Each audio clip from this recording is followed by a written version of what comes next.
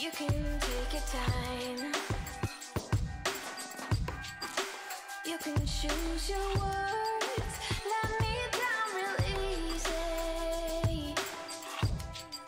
Let me down real easy.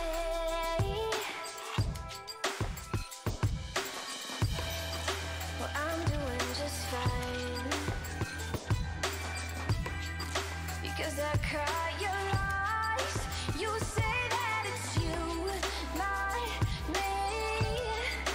Baby, now that I am free, I want my lips back, my time back, my words like when I said my love back, my life back, my heart, the one that you knew could break, the one that broke with your confession.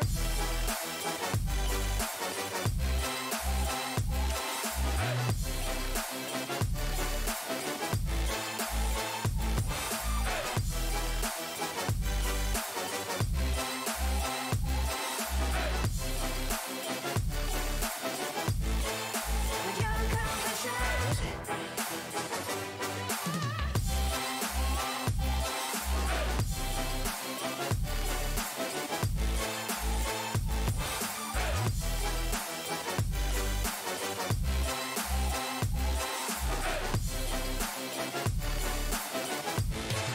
With your confession.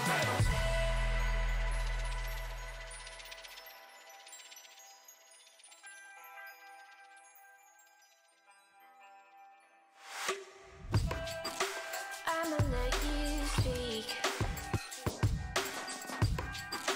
Let my silence reach. Babe, I'm real quiet. Babe, I'm real quiet. I am the calm inside the storm, and I am the peace inside the war. Your confessions took their toll, but baby, I am in control. I want my lips back, my time back, my words like when I said my love back, my life back, my heart, the one that you knew could break, the one that broke with your confession.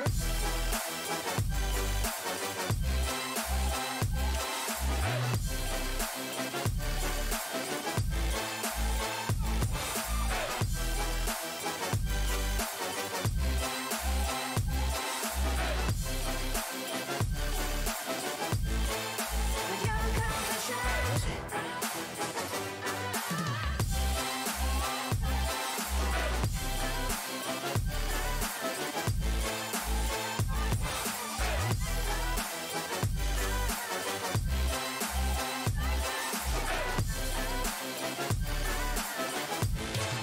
With your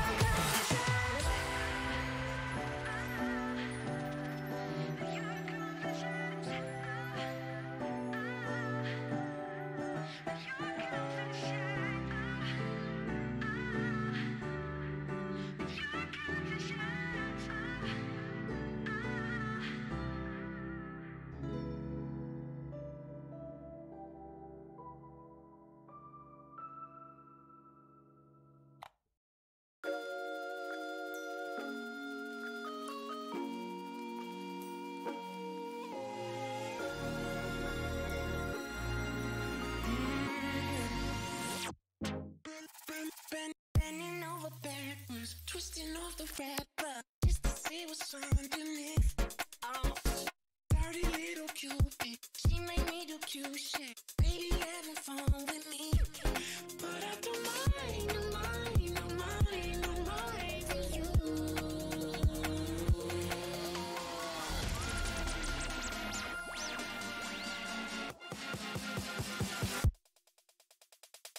You're my candy, baby. You're my trick or treat. You're my chocolate with a little something in between.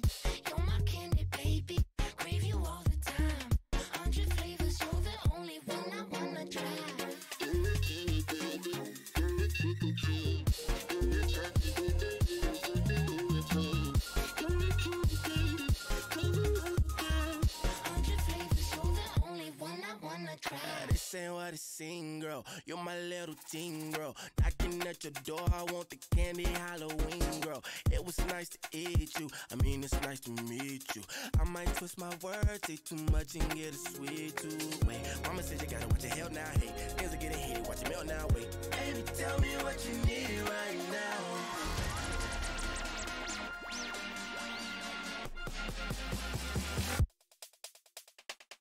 You're my candy baby, you're my trick or treat. You're my chocolate with a little something in between. You're my candy baby, crave you all the time. 100 flavors, you're the only one I wanna try. You're my candy baby, you're my trick or treat. You're my chocolate with a little something in between. You're my candy baby, crave you all the time. 100 flavors, you're the only one I wanna try. Making waves with you. No, no, no. Wanna taste of you. You're my candy baby, you're my trick or treat. You're my chocolate with a little something in between. You're my candy baby, crave you all the time. 100 flavors, you're the only one I wanna try. You're my candy baby, you're my trick or treat. You're my chocolate with a little something in between. You're my candy baby, crave you all the time. 100 flavors, you're the only one I wanna try.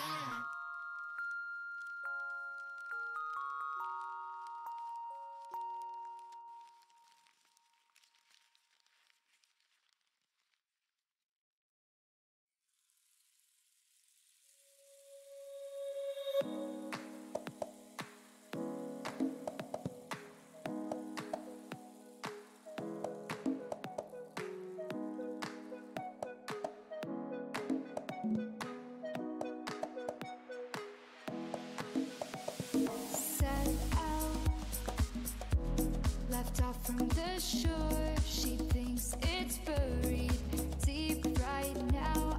I've reached the top, I'm falling right back down to earth.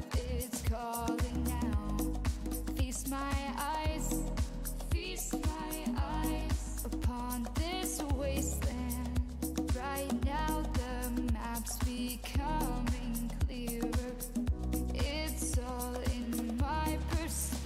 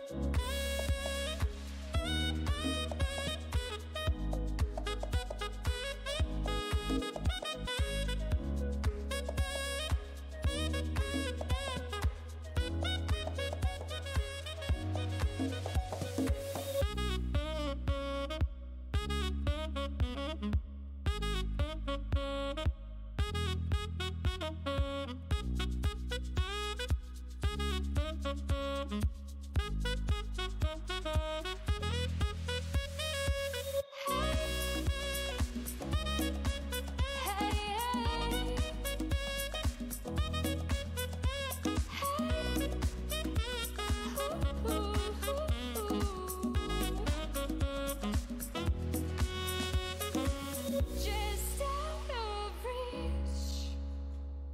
Save me the sympathy. I never needed direction, yet to dig deep becomes so clear to me. Not all treasures buried, it's all in your head. Just try to hear me out. They've got you locked up and out.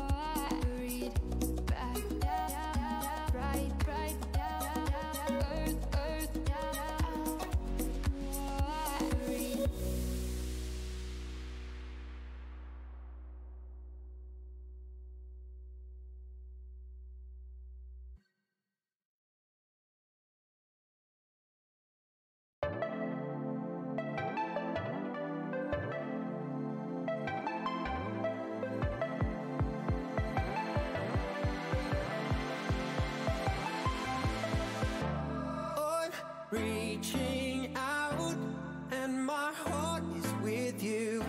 So much in between, things we've never seen. You're a mirage that my mind can't see through. Are you here with me? One day we can see. And all my life, unbroken ways, but I know that time makes ways. But I know that time makes ways. And all my life, unbroken ways, but I know that time makes ways. But I know that time makes ways. Yeah,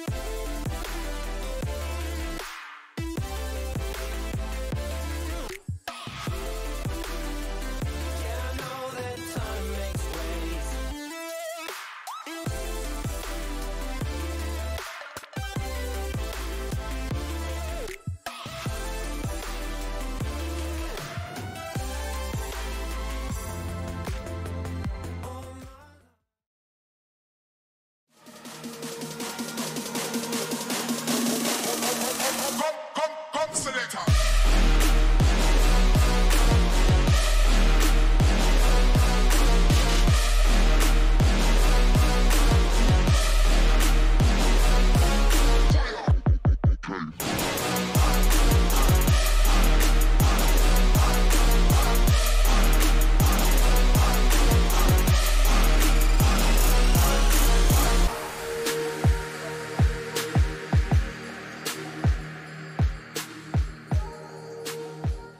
Welcome to Baltic Esports League Season 2, Week 5. Once again, we are here in the BESL studio. Of course, I am MV, joined by V. And as you know, today is the shameful Monday. And what a surprise, it's going to be double trouble because we both lost. Well, it was tied, so we decided for a good show and a good show of sportsmanship, yes, we're going to suffer together.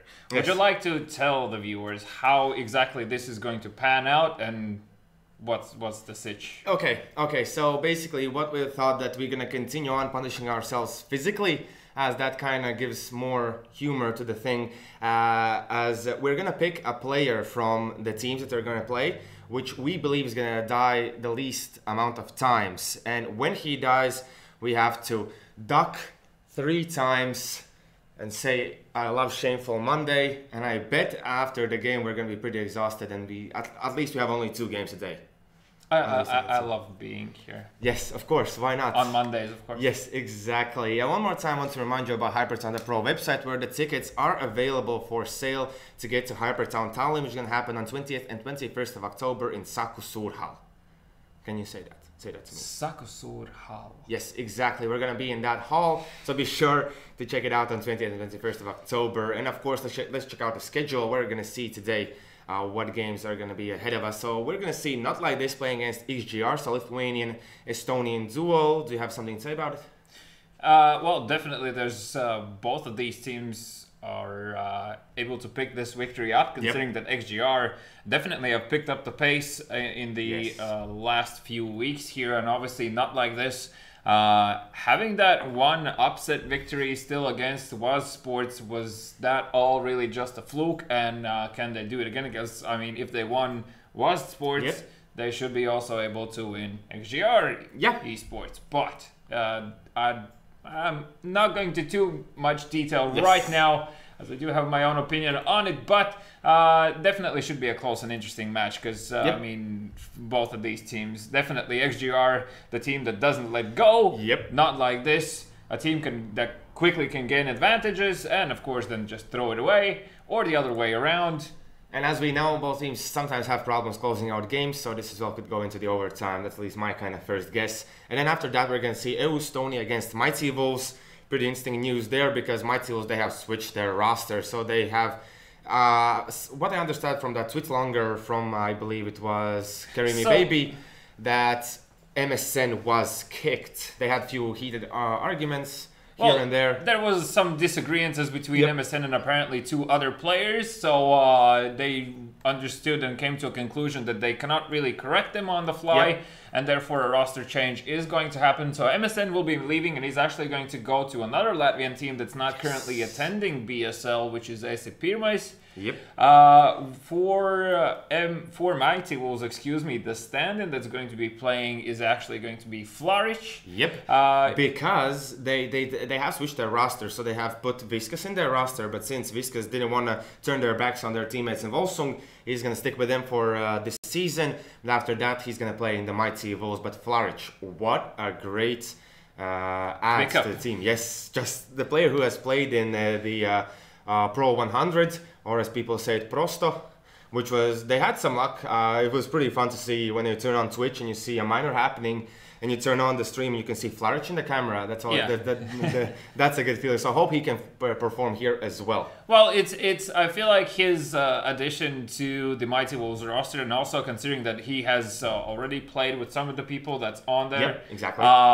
They definitely already have a good understanding of what to expect from each other. So I wouldn't feel like, and also like knowing Flourish's approach to the game, he's definitely not a person that is going to stand out initially with his own opinion. He's just going to put in a lot of hard work, and then afterwards they're just going to work behind the scenes. Yeah. Meaning that I don't think we're going to see so much bad, impactful things happening towards the actual gameplay, or as the way, like, what is your general skill level with Mighty Wolves. I can only see it happening going upwards from now. Yeah, meaning that EU Estonia might potentially have a very hard time today. Yeah, it feels like so. But let's check out the standings. Let's check out who's at the moment in the top. And what a surprise going to be Lithuania, the champions from the season 1. They're still up there. They haven't lost they have lost 1 game. Yes. But 7 victories and no overtime. That is a good standing. And obviously in second position we do have eSports that after that 1 loss against Not Like This, because of how the situation had worked out up until then in the standings, it took a little while before they got back into the top 4. So now finally we do see them currently in the second position, and of course they have also already shown us one time on Nuke what they can do to Lithuania. Question is, can they do that on other maps? So that is still yet to be decided. And closely, of course, followed by Volsung there behind now currently with 2 points, mainly off the fact that they have had 2 overtime games there. So essentially that's pretty much the reason why. And sort of surprisingly enough, Autoclutch in the fourth position currently right now. Which for me is kind of interesting because Mighty Wolves did beat Autoclutch 16-14, so I still think that there is some things to be changed there. But as well, Autoclutch, they were always in the top of the standings. They're slowly just making their way up, and at the moment it feels like they're hitting their stride. So it should be all good now for them. As already mentioned, the Mighty Wolves, they now with Flourish additioning, I'm not quite sure who's going to be their player for the rest of the season, because Viskas can't play. So Flourish, is he going to play for the whole season? That's at least what I understood from the actual tweet there. Okay. Perhaps something has been misunderstood, but as far as I understood it and reading it through several times, it seems that he's going to play it out or stand in for them until the end of the season. If that's the case, then Mighty Wolves should slowly get in that top 4, in my opinion at least. Sure. And then we see Žalgiris, Skinlords, and Estonia. That teams, at least for Skinlords and Estonia, we were quite disappointed that they were in the bottom of the standings. Now at the moment slowly climbing their way back. Skinlords tweeted and showed that they were resting after their hard last week in BSL. Yeah, right? Your side that they are putting in hard work, making because you can changes. Really see it happening. Yes, exactly, especially there in the stats that they have. But for Žalgiris, I'm quite excited to see them there. That's one of my favorite teams to see in this season too, because I really like how they develop, the change that they put in. You can really see how they are making their way to the top. Well, recalling what they were in season 1 when I joined and started casting alongside with you, and remembering seeing the first matches, I was like, okay, there's like a long way ahead of us here for the team to grow. But they've actually have grown in this time period. So definitely, and it's still within 1 year. So that's definitely not bad for a team. And if they continue going in that same pace by the end of the year, they could, in theory, I feel like, be somewhere potentially very close to Lithuania. Yeah, most definitely, and especially after that tweet longer I saw from Undercover, their coach. So finally, you have some insight. Oh yeah, we can please talk elaborate about. because Yes. I didn't read the tweet. It was So just basically, way too long. They had a bit of a slump before they won in that ESCA and they advanced to the next division. And Undercover was saying as well that he was not putting in enough time. He wasn't there when the team were playing. He Yes, was more we were so not from flaming for nothing. Yes, Okay. he was more so just like putting some insight here and there, just talking to teams after the games if he can be there, because he was not focusing on CS too much. Okay. The same with the team. That's why they made the roster change, and now all the players that are in the team are really motivated to make the work. Undercover as well, and from here on now, I believe he's gonna watch the games. He's gonna give insight. They're gonna practice a lot, so I'm really looking forward to seeing Ken Žalgiris actually put it up here in season 2.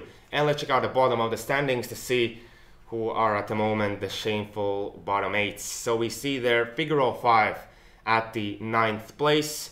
They, for one thing, they have put up a lot of good games. They have something in store for us, but as well, they're not always, they can't finish the game. They're not always hitting the right spots. Yeah, that's what I mean. That's like your inner team chemistry. If you cannot hit the right spots, then obviously it's just not going to work out for you in the long run, and you can see that already. I mean, out of 8 games, you have 4 losses, 3 victories, and one overtime victory. So cannot really judge completely off the numbers raw, but like, I mean, we've seen the game so many times, and it's just continuously not being able to close out, not being able to gather themselves when it's really required. And it's just like, from spectators' point of view, at least how I see it, is there is some serious either non-existent communication or miscommunication happening. I always feel like it's because they have the skill to do it. Exactly. So that's like the weird part. I believe it's something about ego, in my opinion, because when they start losing, you can see like JL come to life, Kayit as well. They start to play solo plays, and I feel like rest of the teams like falling back. That stage, I think there's some internal issues even in the game happening. Well, I mean, it's we can speculate a lot here. Yeah. One of the scenarios might be that those two personalities perhaps might consider themselves slightly above the others, and that comes out in those moments when you are unable to close out matches. And I know a few players myself that can just throw in a phrase and say, I'll do it myself, and just go and do random stuff and just essentially start throwing that way. Yeah. Even if you make a solid play, okay, well, it worked out, but it was not ever a correct play on paper. So yeah. Exactly. Then after that, we see next Lithuanian team not like this, which kind of at the moment feels like they should be there. As one more time, so many teams have problems closing out games. They show up really good in mid-game position, but then when the game goes into the further position, then feels like there's not enough experience to deal with what's happening. They have trouble coming back into the game. I don't think we've seen a timeout coming out from them. Perhaps one, but it doesn't really recall as not like this have taken a timeout. And also, of course, the fact that, I mean, once again, this is the same scenario where on paper you have decent enough players to be able to do what is required from you, and yet you just lack in so many small departments that it turns into one bigger picture. So like, you really need to work on your inner issues there. Yeah. After that, we see 2 Estonian teams, XGR eSports and Team Red Eye. As we have said so many times, XGR, it feels like they shouldn't be there, but they are there. Hopefully here they can prove themselves and others wrong. Well, I mean, XGR, here's the thing, like, because they've been always feisty and never really let go until the very end of the match, it shows that they are they have the spirit for it, and they definitely also have the passion for it to keep to actually go head to head with some of the teams that are currently sitting in the top. I mean, that only happens when you really understand that, like, you need to go all out in this situation. Now, the piece that they're missing is that whilst they have the attitude, they don't have necessarily, they lose the logic in that important instance there. So that comes in the form of perhaps a force buy when you are sitting, say, around 3.5K. that's one of the scenarios, because then afterwards you're throwing away and not really thinking of the consequences. Yes, in theory, on paper, you can force perhaps in that certain situation, but like the caller that makes the actual call for that should also look 2-3 rounds in the future and what are going to be the consequences if they lose this round, and what is the theoretical comeback in that instance then. And if it doesn't weigh out, I don't see how you should force. Yeah. So like that's one of the ways where they're definitely lacking. I'm not saying that's the only mistake, but for sure. And then Team Red Eye, I'm really happy to see them out from that bottom 4. They are showing up here and there. Of course, didn't have too much luck, but for me it feels like more that this is already quite a big of a accomplishment, putting 3 Latvian teams, 1 Estonian teams behind them. Yeah, definitely. I mean, I see them as the youngsters of the group. Like. It's definitely I don't even know the expression in English, but essentially like your first time here in BSL, and obviously it's something new for you as well. As I already previously mentioned, when we first saw them, I never really saw any of these players before. I don't know how long they've been playing together. It's very hard to judge. But so far, it looks like they just need to continue play. I mean, they are currently in the position where Žalgiris, aka Baltic Elite, was in Season 1. Yeah. So, like, you can definitely still grow, but it's obviously not going to happen overnight or over the course of, well, now it's week 5. Yeah. And then in the bottom 4, we see Austin eSports. I want to quickly talk about them because they have made a roster change. So, Labrant has left the team, as well as with Tallin. He as well has left the team, and now, if I'm not mistaken, they're going to be joined by Element and Cerex. Okay, well, we saw Element standing in one game, don't remember for which team, but we saw him play here. He didn't really stand out that game, but I know he can be a very solid fragger. And if we're not mistaken, he stand in for a Celtic. Yeah, might have. But is it even allowed? Can you take it if a team has standed in for another team? Can you put it in the other? I'm not quite sure if the rules. Yes. Give us the information, and then we see. You give me message in Discord. Yes, I actually see already 2 notifications. But keep on going. Yes, then we see Iron Skinlord Red and a Celtic. Definitely not in the spot that they should be. As we know, they are. Great in solo skill. They're really good aimers, everything else. They have outstanding players as well, but they are at the bottom place, even behind Skinlords Red, which is kind of surprised because for Skinlords Red, they have had such weird games. They lost 16-1. I can't remember against which team. Against Team Red Eye, did they lose 16-1? If I'm not mistaken, or was against some Lithuanian team or Team Red Eye. So it's kind of weird, right? It's not anymore. Not really when you put in all this hard work. Oh, yes. I mean, it just triggers me to extreme levels when obviously it has the how I read the tweet was also with that intention, of course, because that picture didn't help. They don't. But they were there from Wolfson's team, from Skinlord's team, from Skinlord's Red team. But that all picture came together, and I was like, okay, you're having fun. Nah, it's just Skinlord's things. Yeah. So I mean, towards the bottom side, I mean, not too surprised there. I really do think that on paper, Aston and Red Eye should be switching places, but props to Red Eye. I mean, obviously they have there's a reason why they're sitting slightly above, literally by 1 point. So I guess it's fair. I mean, for a Celtic. And I believe Team Red Eye as well, they have faced tough opponents. Yes, so maybe now it's going to be... They had a very, very rough start. They instantly were like just thrown in the fire and be like, well, there you go. Yep, in a way. But let's talk about the game that we're going to see now. It's going to be not like this against XGR on Mirage. A map that I believe both teams like. Should be pretty interesting. And let's introduce the team. So not like this side. We're going to see Prokas, Dreamers, Halflex, Kalinka, and Fanet. And for XGR Esports, it's going to be Knight, Zila, Krasner, Maxel, and Zenki. So, which team are you going to pick a player from that we are going to suffer because of? Because, like, we get to choose each our own player from each team, I suppose, to just make things interesting. Okay, I'm gonna pick Kalinka from Not Like This.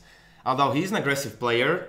Okay. But I think he's gonna be the one who's gonna play this one smart, and I don't have to duck so many times. Okay. The person that's gonna die the least. Yes, so we're, as I said, we're calling out the unsung heroes here, as they are the careful players. They're the players that maybe think more before they rush into things. I think Zenki is a good choice. Okay, yeah, he's the op player, so that could be the case. Him all the time saving the ops. We're going with the easy one. Nice, nice. Good job.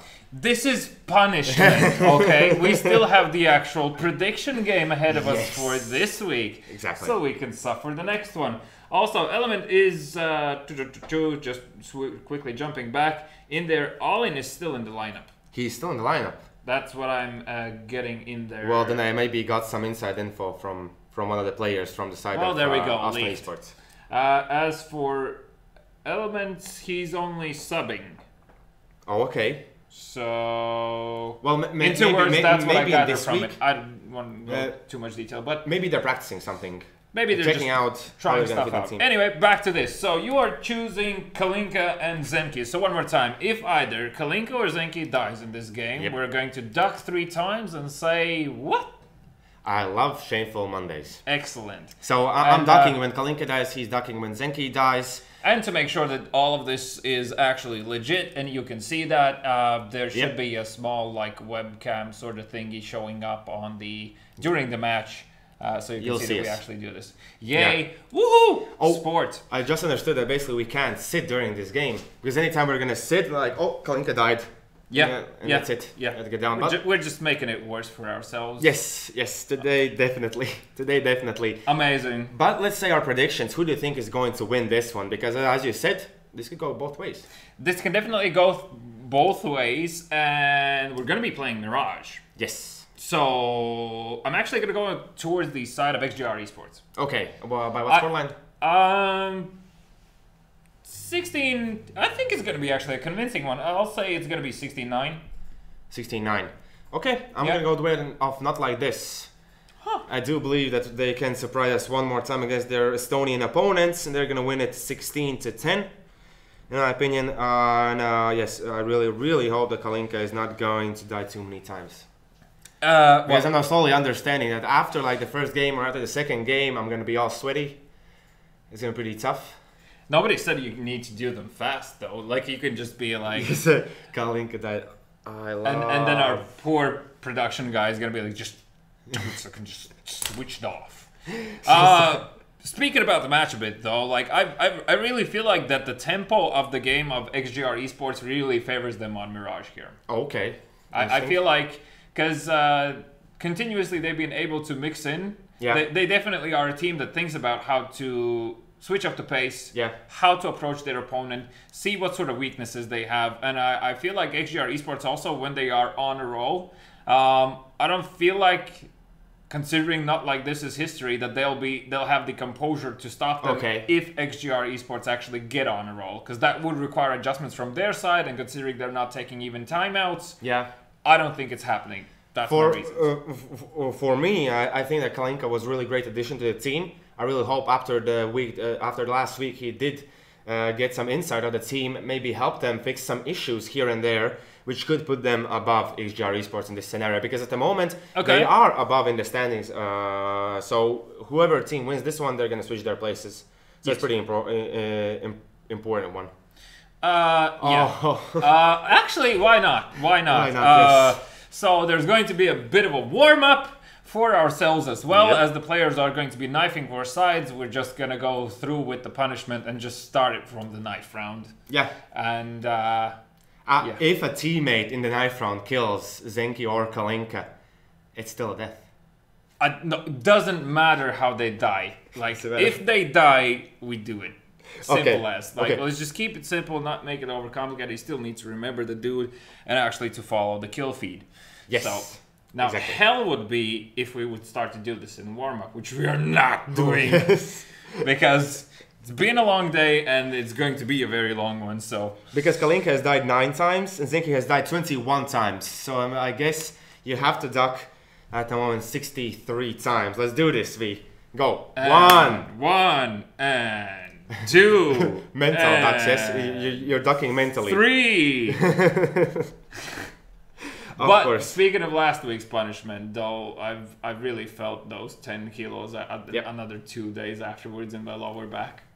Yes. So I was succeeded amazing. in figuring out how to beat you in the system because You have succeeded of digging your own grave, because Okay. if you lose this week, God so help me, I will think of the worst. why do possible you thing. say that I'm gonna lose this week? Because it doesn't feel like it. I said if you. Yeah. Okay. Yeah, I'm giving you a fair shot, because when I say I'm going to win, I'm not winning, even though I'm paying for it. There's already 2 weeks where I should have won, but teams like to throw. Yes. Well, not right. necessarily throw. They Right. just lose because they don't practice. So, Yep. I really feel like that this is going to be an interesting week in terms of Yeah. matches. And also, speaking of matches, we have a few picks for matches Yes. of the week. Exactly. Which one was yours? My pick was Volsung versus Skin Lords. Yep. That should be an interesting Generally one. speaking, as I already said, like all these players know each other.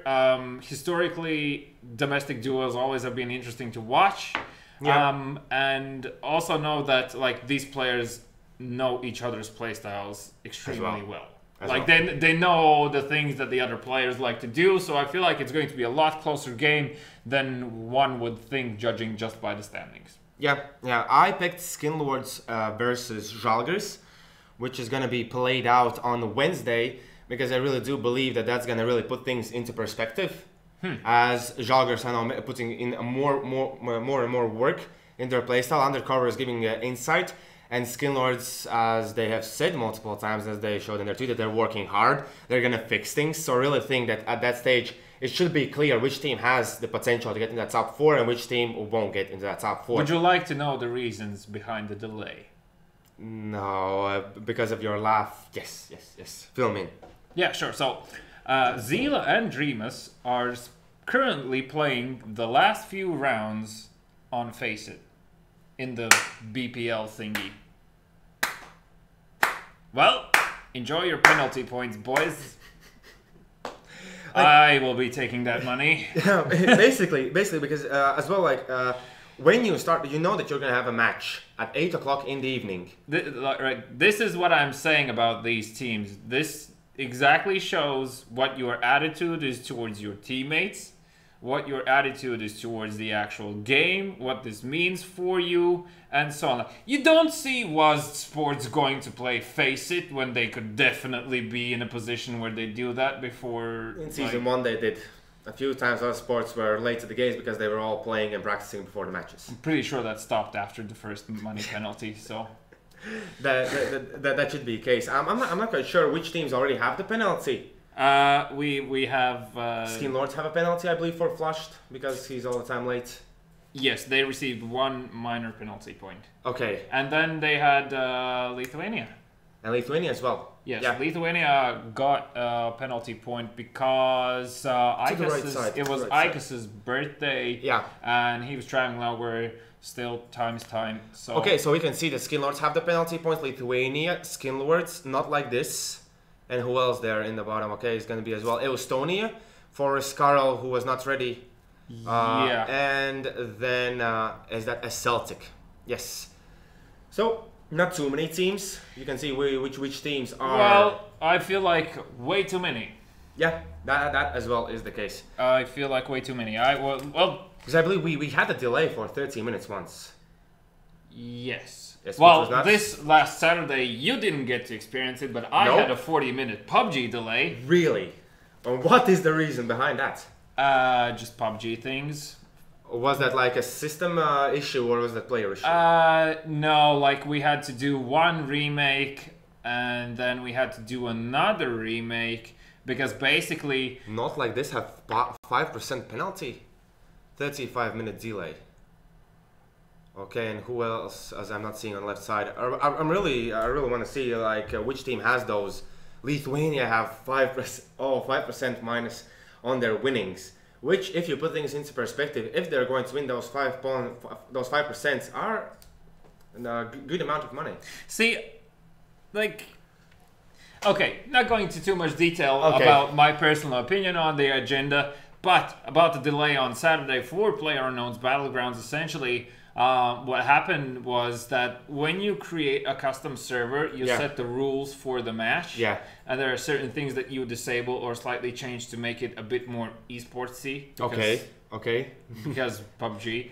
Yes. And it's just the way how the game works. And essentially, when we are already in game, like game number 1 started off like with a lot of action and everything. Like instantly a lot of action. I was like, oh my god, everyone has picked up the pace, crazy kills, whatnot, and like it's not really usually something you do. So I got really hyped up, and I was like, haha, remake, and I was like, okay, fair enough. Well, that explains why certain players were killing themselves with grenades and stuff. But yeah, so that happened once and then happened again, and like the whole remake situation, it takes a little while to set up. You have to get 70 people on the server. Someone has to go to the bathroom. Someone can't join because now they're bugged out of the game, and it's just like, please, can we just get this over with? Because it's still the same story. Instead of having like 10 whatever people on the server, you have 70 over there, so you're behind on everyone there. So, Zenki died, Kalinka hasn't died. Okay, so 1, 2, and a 3, and I love Shameful Mondays. It's gonna be an amazing day. Yes, because I believe after there a few times already. You mean to say that Kalinka did not die? He did not die. I was checking it out. He was left with 45 HP. He was left with 45 HP, because not like this, they didn't win the knife round with 4 players left alive, so they're choosing the CT side. And let's see, can those USPSs beat Glock's asses? And let's just see. So here, I'm really curious to see if XGR, we know that they have changed their style, how they approach the game and everything else. So I'm really curious to see if it's going to be a fast approach, it's going to be a slow approach, and we do have a technical timeout here. Okay. And don't mind that. It's just, I believe, computer. It's just recovering from a small, minor heart attack. So it's fine. It's all good. It's gonna be all good. Right. Well, is this really a technical one? It should be, because we're not seeing if it's a tactical one. Because well, if it's anyway, tactical, the timer's going. Yes. The timer's going, so we're on our first game for week number 5. Exactly. Actually, it went pretty fast. So let's see how fast is this match going to be. As I already said, on the side of XGR Esports, I would be expecting aggression coming out from them, and it looks like they're going to be going for the B train until the first point of contact. Oh, one of us is going to be...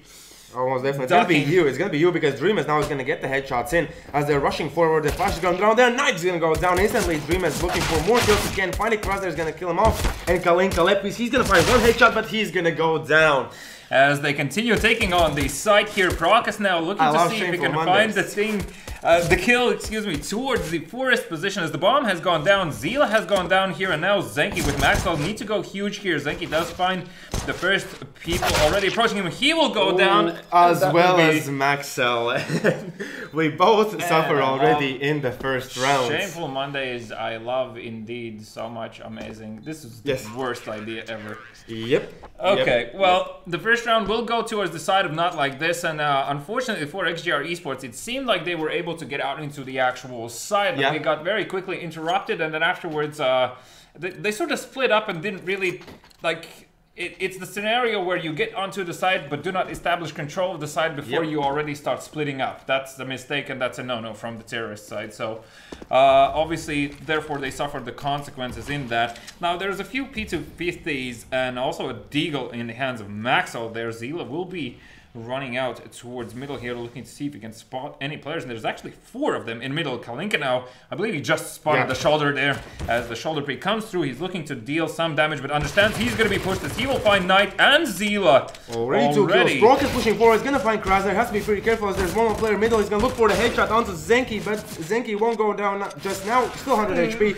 and Kalinka is killing off. So 2-0, not like this, are in the front.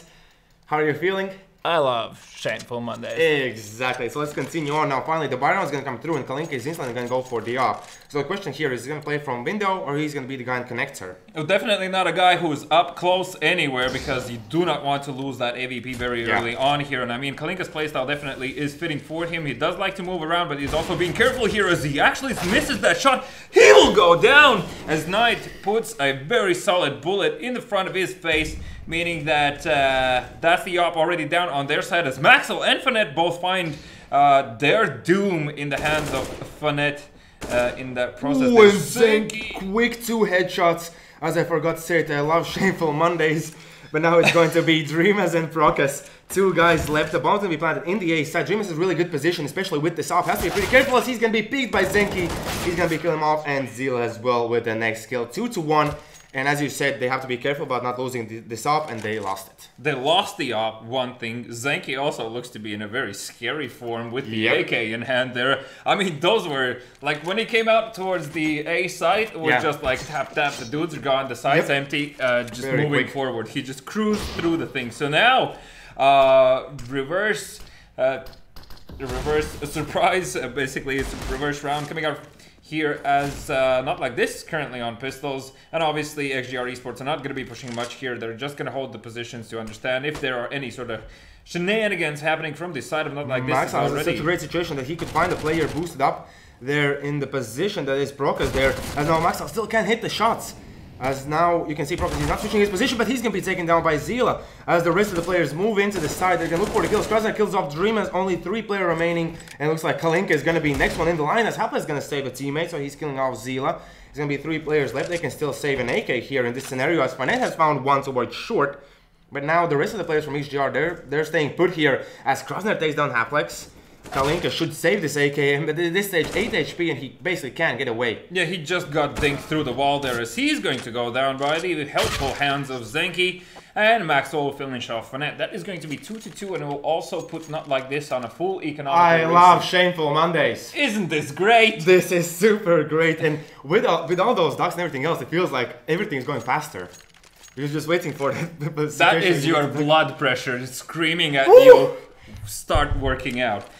Smokes towards the A side just from the side of Zenki, perhaps to just work as some sort of distraction. Fonet, mindlessly I must say, runs out there as Kalinka with a solid headshot will find Zila, but Knight in return will find Dreamas in short there, and that's once again going to make the B side completely vulnerable here as Haflix will find Maxwell and has dealt a lot of damage to Knight. I believe that was him. Yeah, and he also spotted the player there.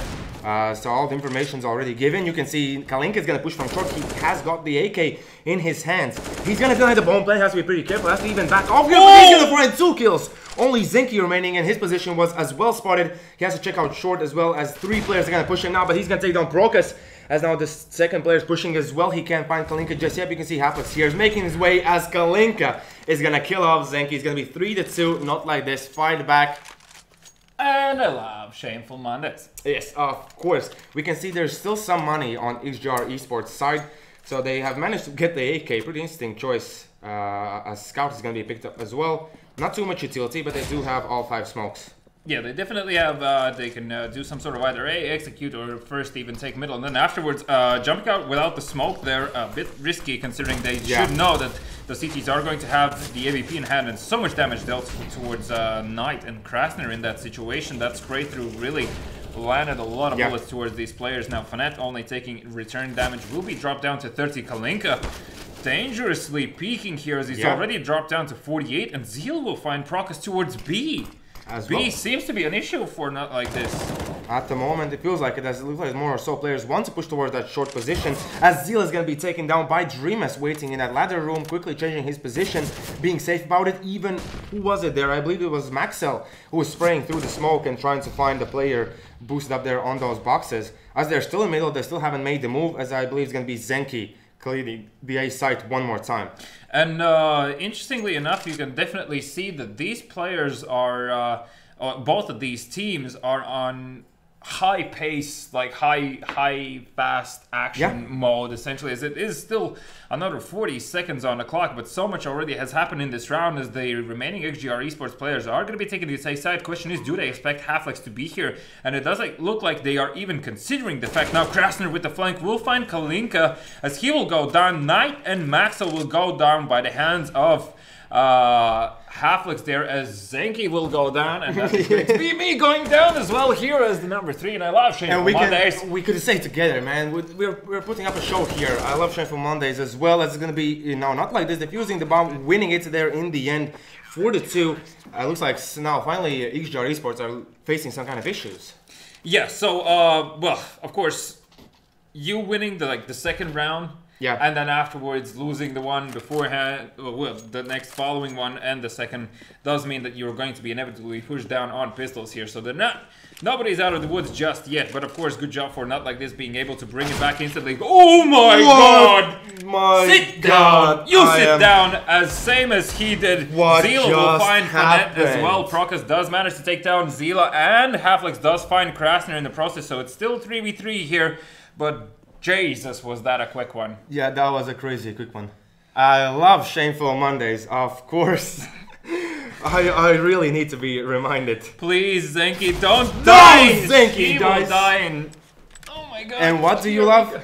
I very much so love Shameful Mondays. Yes, exactly. There's gonna be 2 players left for the side of XGR. You can see Knight still trying to find the kills. There has to be careful because there's player pushing up from short. Procus finding Maxwell in middle, and Procus with the next one. So 5-2. Procus with 3 kills, Halflix with 2. More so look like Not Like This are hitting their stride. Yes. I'm just laughing because the way how you say I love Shameful Mondays reminds me from Home Alone Part 2, the hotel, where he's like, I love you. Well, I'm trying to articulate it as it's kind of sarcastically said, you know. That's fine. Well, in a way, you can see now things have been changing up as the players are going to push in from the palace. I believe they were not spotted. Zila with the kill on Fournette. They're looking for kills, but Half is going to go down as well. Next in like Kalinka through the smoke. Knight finds him one more time. What is going on here? Well, Procus and Dreamers are on the rotation here, but I love Shameful Mondays. Yes. It looks very unlikely for them to actually retake this one so far in a 2 versus 4 situation. Zenki now does peek towards jungle, will not spot anyone just yet. I believe he just heard Dreamers in connector, as he's definitely making sound cues now, and the flashbang over, just a clean execute coming out from the side of XGR eSports here, meaning that only Procus is going to be the last man standing for his team, and he's actually going to go down, so no weapons saved, and 4 people alive for XGR eSports, meaning that the money will equalize, apart from, of course, Halflex sitting on huge bucks. On the side of Not Like This. As he has 11 kills, we didn't call out players who could stand out, but Halflex is doing it. He's standing out at the moment, being really aggressive. On the other side, Zenki, that guy, just that aim that he has, it's quite crazy to see. Yeah, that was a very nice showcase of what an AK can do in knowing hands, so to say. Are they faking? It does look like they went for an ace fake, and oh, Not Like This are taking it so bad. That's going to be Zenki going down. If you don't mind commenting here, as I will just... Yes, do that. Kalinka is going to wait for his death at this stage, but this position is pretty good at this stage, as there are still 3 players checking out from the side of Kitchen, as Kalinka is looking for the shots, he's going to find Krasner, and there is still 1 player left alive. Will he go down, Kalinka? Nope, it's going to be Dreamers helping out a friend, and only Zila remaining in this situation. One more time, this was their buy round, and I believe they will have money for the next buy, but if they lose the next one, they're looking a really bad T-side. Yeah, so for XGR eSports, like, I like the approach of pace, but there's always a very healthy mixture between, there should be a healthy mixture between... Don't peek, Kalinka, don't peek. Between being fast-paced and knowing when to be one. Yeah. Like, that's the difference that they currently are not understanding, so they're just slightly rushing into things. But the idea is good. Yeah, the rounds are actually flying by quite quickly, except for these saves. As here, Zila is looking for the shot. He's going to miss onto Kalinka. Thank you, Zila. As now, Dream is going to be next in line to find the SOP player. And if they find the SOP, it's already good news, because if I'm not mistaken, they won't be able to buy up next round XGR eSports. No, because they're going to lose this one, so the money bonus will be reset one more time. Dreamers will be pushing, and he will be taken down by Zila. So he's just going to remain in this position, and I think it's not that bad for an AVP, unless like literally all 3 sides simultaneously are being pushed for. Now he's going to smoke himself off here, and obviously he's going to worry about 1 less position coming out from there, and will be able to save the AVP there. So Not Like This go for double up setup. I'm not quite sure about this. Looks like, and it feels like they are enough with 1 at this stage. How these XGR eSports are playing, they don't need to switch anything too much up. but they're still gonna do it. So it's gonna be Prokas with Fanet, Kalinka in the middle with the AK, but he's gonna be aggressive with this push. He's gonna hit into connector. He's gonna look if he can spot any of the players moving through. As I believe, yes, there is Zila checking out with the op. Kalinka is gonna be a bit too aggressive maybe at this stage, as Zila is gonna take him down. The rest of the players are moving out. Havla's gonna take down one. Knight is gonna go down as well, but as we can see, the rest of the players are doing this thing. It's pretty hard to observe while you're ducking, but I love Shameful Mondays. Thank you, Mr. Producer. As now it's going to be 3v3 situation here. More so looking like they're going to push the A side. Big role is going to be Maxwell's one. Maxwell's flank is definitely going to be impactful here. Is also, of course, now the fact that they, not like this, have two AVPs on their side. They are waiting. I'm trying to understand what's the idea here. Are they waiting for Maxwell to do something? No, they do go for a peek from the A slope there, and Krasner with the AVP will find Fanet in that smoke. Prokas missing that one. Oh my god, it's all going to be on the shoulder of Jimas here now. He does have a defuse kit, but 1v3 and all the enemies are essentially on full health. The bomb already has been planted. Realistically, you only have like 20 seconds here to do something. So doesn't look very likely, and also doesn't look like he needs to do only one thing. He needs to do only one thing. He has to kill Zenki, and then the money situation will be pretty bad for the side of XGR eSports. I can definitely really feel in my thighs how long this day is going to be. Yep, exactly. But I have to say, it makes you feel more alive, you know? Doesn't it? I feel dead. Okay, at least Dreamus has saved the off for his side. It's going to be 6-4. Now the games, as the rounds are going back and forth, we can see that not like this won't have the money for this buy. On the side of XGR eSports, they as well are sitting on pretty low funds. So when they're gonna buy this thing up, they won't be able to buy next round if they lose it. So one more time, pretty important to have those consecutive round wins in order to win the half. As Max is gonna instantly push out, he's gonna run to the A side. He already spotted one player. He's gonna go for the kill. He's gonna kill Halflex. There's gonna still be more players peeking out as Fanet and Kalinka both looking for the kills. They're gonna get them, but Kalinka is gonna go down, and only 2 players remain for the terrorist side. As Zenki might go down here, he's actually going to go down as well too, Fanet. So that's I love Shameful Mondays. I love Shameful Mondays, and Dreamus will find Zila. That is going to be once again the round for this side of Not Like This. And I mean 7-4 in questionable, arguably, but XGR eSports should have had like 2 more rounds right now. And of course Not Like This should have had like 2 rounds less. So I'm just trying to understand, is our XGR eSports actually want to just like sort of rush through this, or when is the moment when you're like, okay, we're winning a round, losing a round, winning a round, losing a round, shouldn't we change something? Like, does that not ring a bell for anyone? Now Prokas with the spray almost finds Knight. He will take down Zila here in this instance, and Maxwell will go down as well as will Knight. Krasner does find a kill in return. That is going to be Zenki going down one more time. Isn't this fun? And the 3rd time, and I love Shameful Mondays. 8-4 in favor of Not Like This, and a very convincing one so far. Yep, this round especially, I really like. Prokas was alone in the B side. When he switched that position, he was being very careful about it. The players quickly rotated towards the B side, so Marshall looks like Not Like This are putting a bit more thought into this game. Yeah, so they've sort of gathered themselves here. Jimas almost finds the timing. I mean, that was just way too close. Yeah. It just didn't work out off the fact that the actual enemy player was shoulder peeking, not actually strafing out. Yep, that did not help. But here we can see Kalinka is going to find Krasner. So from connector they have found one. You can see all the players are basically here in the middle. Kalinka sprays down, but Halflex is... sorry, that was Knight answering. So I'm going to do just this. Yeah, sure. I'm just waiting for Zenki to die off here, as it is in a 1 versus 3 situation. He's going to be heading for that bomb. Still 40 minutes on the clock here, and if he somehow is able to find the correct timings, in theory, he should be able to relatively easily find 1v1s. Yeah, he should, but he's still not reloading his own 9 bullets. Hopefully he spots that quickly enough. I didn't say it, but I will say it one more time. I love Shameful Mondays. Oh, really? Yes. I never heard. Yeah. I'm probably going to repeat it more and more. I feel like... I'm kind of half deaf in one ear, so like you need to say it more often. No, I will scream in your ear next time it happens. Deal? Sure. Okay. I mean, the viewers will enjoy it.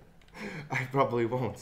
So I'm gonna think about it before I do it. But everyone will know that we love our Shameful Mondays. Yes. Zenki is looking to go down here. He's going to be pushing towards the jungle. The Molotov will force him to push through here. They're actually going to find the kill.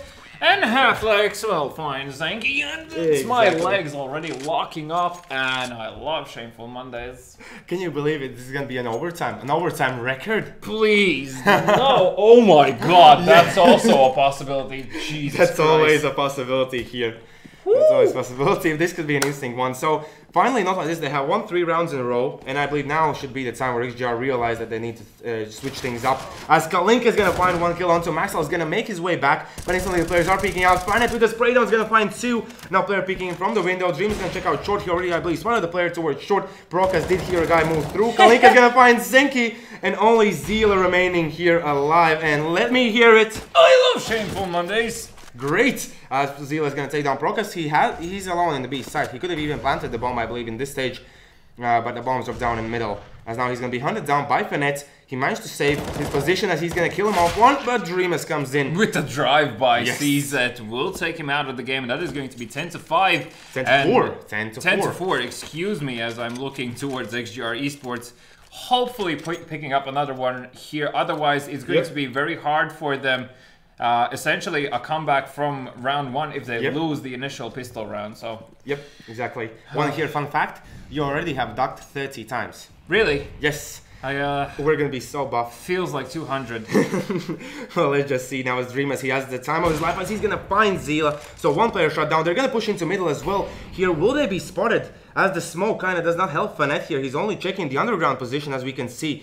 And the smoke should fade fairly soon, but one more smoke is going to be deployed there by Half-Legs as they're trying their luck here through the smoke. Crosshair is going to find Dreamus. It's going to be 4v4, so a player from Palace has made his move. You can see already the players in Connector are feeling not so safe anymore. The push could come into the A side, but I believe they don't have the information about the close player and player in upper mid. Oh, Half-Legs did hear Zenki, and he still has so on top, and he finds Fanet as well. This guy is just crazy. He finds kills where he shouldn't. It's going to be 2 against 4 situation. Brock is now pushing forward. He potentially could find his death here if he goes through that position. And Kalinka hasn't spotted, I believe, anyone in the side of A. Zinky is going to take down Brokas as well. And next in line, Kalinka for Knights. 10-5. 10-5. Still in favor of not like this. I mean, generally speaking, a I solid love Shameful Mondays. Did you hear that? What? I love Shameful Mondays. You Continue, you're saying. Okay, then.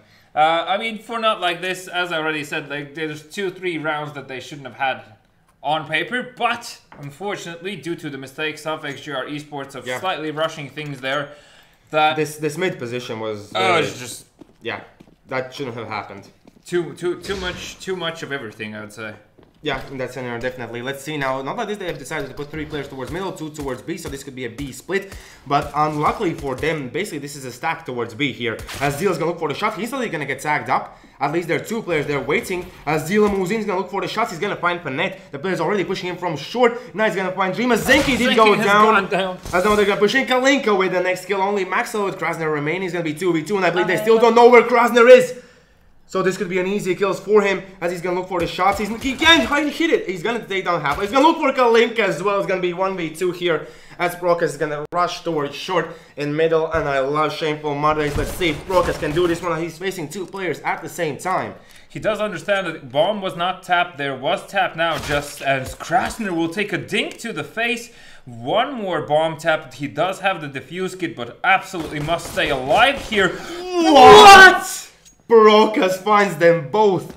It was so unfortunate that Maxwell was on so low HP with that defuse kit. And they basically lined up. One of the players at least should have pushed. Take the attention off. What do you mean? And No this idea. is such a fast-paced game. XGR Esports, oh my god. Yep, exactly.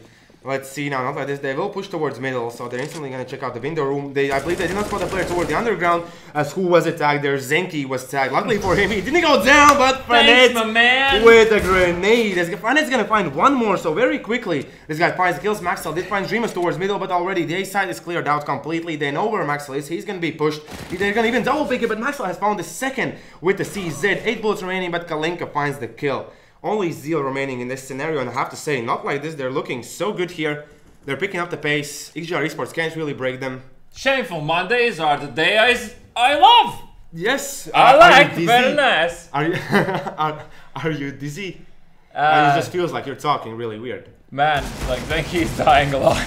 Yes, Zenki is dying a lot, but Zeal has then take them too. And And that is takes on going to be going Tallin. down, but Halflex will come out on top here. So not like this. Do secure yet another round on their side. 12-5. I love Shameful Mondays. They're amazing, aren't they? They are amazing. Imagine if we had 4 games today streamed.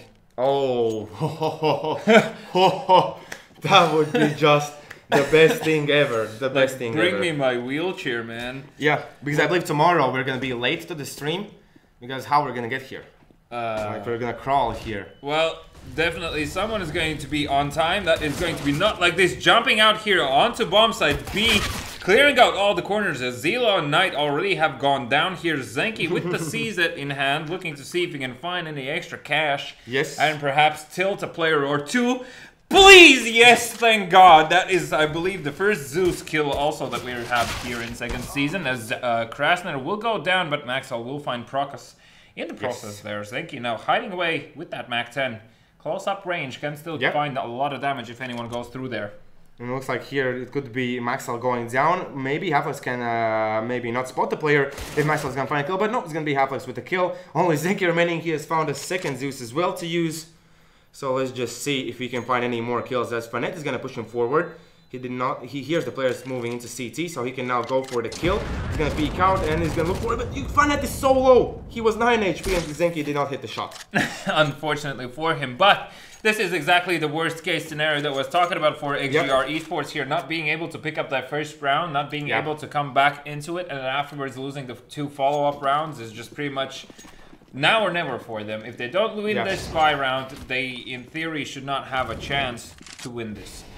In theory. Well, let's see. In theory. Through the smoke. Oh, I believe he almost hit the player there. It was really close, but 3 players have moved the middle, so one more time after this, they're gonna make sure the mid control is theirs, the mid is theirs. They have to clear out the connector, and with that splash is gonna be Zenki getting the kill, but Halflex seems on the trading things back, as now it's going to be Knight's position to get the kills, as he's gonna take down Kalinka. Great job, Kalinka now checking short. Good job, buddy. Good job, and I have to say, I love Shameful Mondays. Let's continue on and see. Can Halflex or Dreamers do anything in this scenario here as Halflex? I like his position, especially now when he has the op. I don't like his health. Yes, the health is a bit of an issue.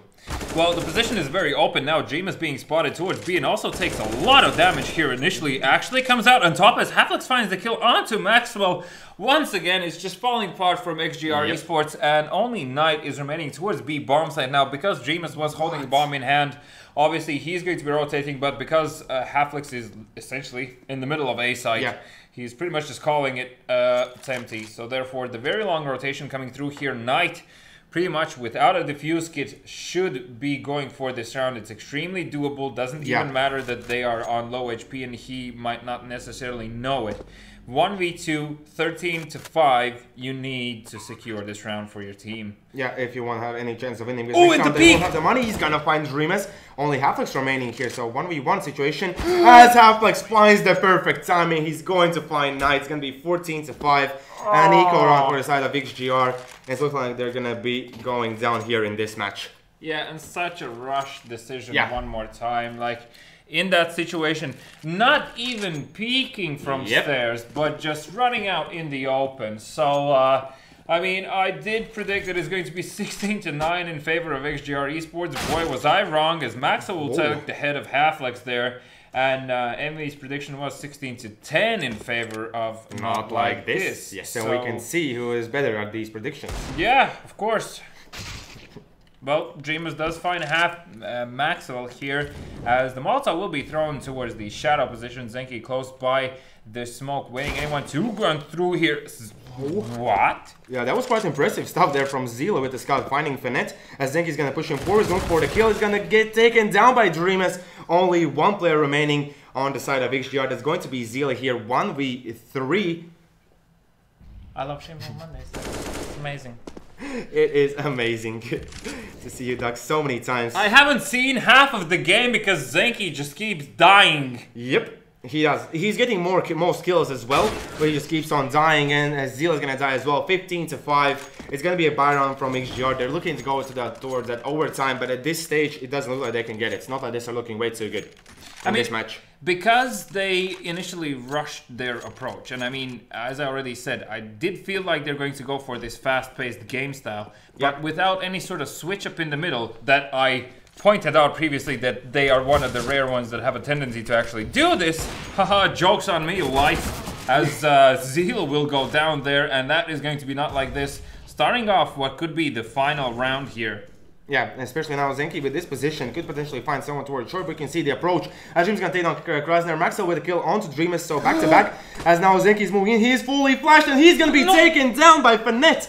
Only 2 players remaining on the CT side. Knight's gonna find a kill, but that's going to be it, I believe, as Maxwell is gonna find Halflex, so it's gonna be 2v2. Bomb is still dropped down towards middle, and you can see the decision is not okay. Kind of rushed here by Talinka pushing forward, but he's gonna find Maxwell. Only Knight remaining here. The bomb is yet to be picked up. They're gonna still just look for the kill on tonight, and if they're not going to go for the bomb, this could be Knight getting 1v1s that he wanted. Shameful Mondays is what I love as Procas will find Knight, and that is going to be 16-5. Yes, quite impressive scoreline from not like this. Not something I expected, definitely not something you expected.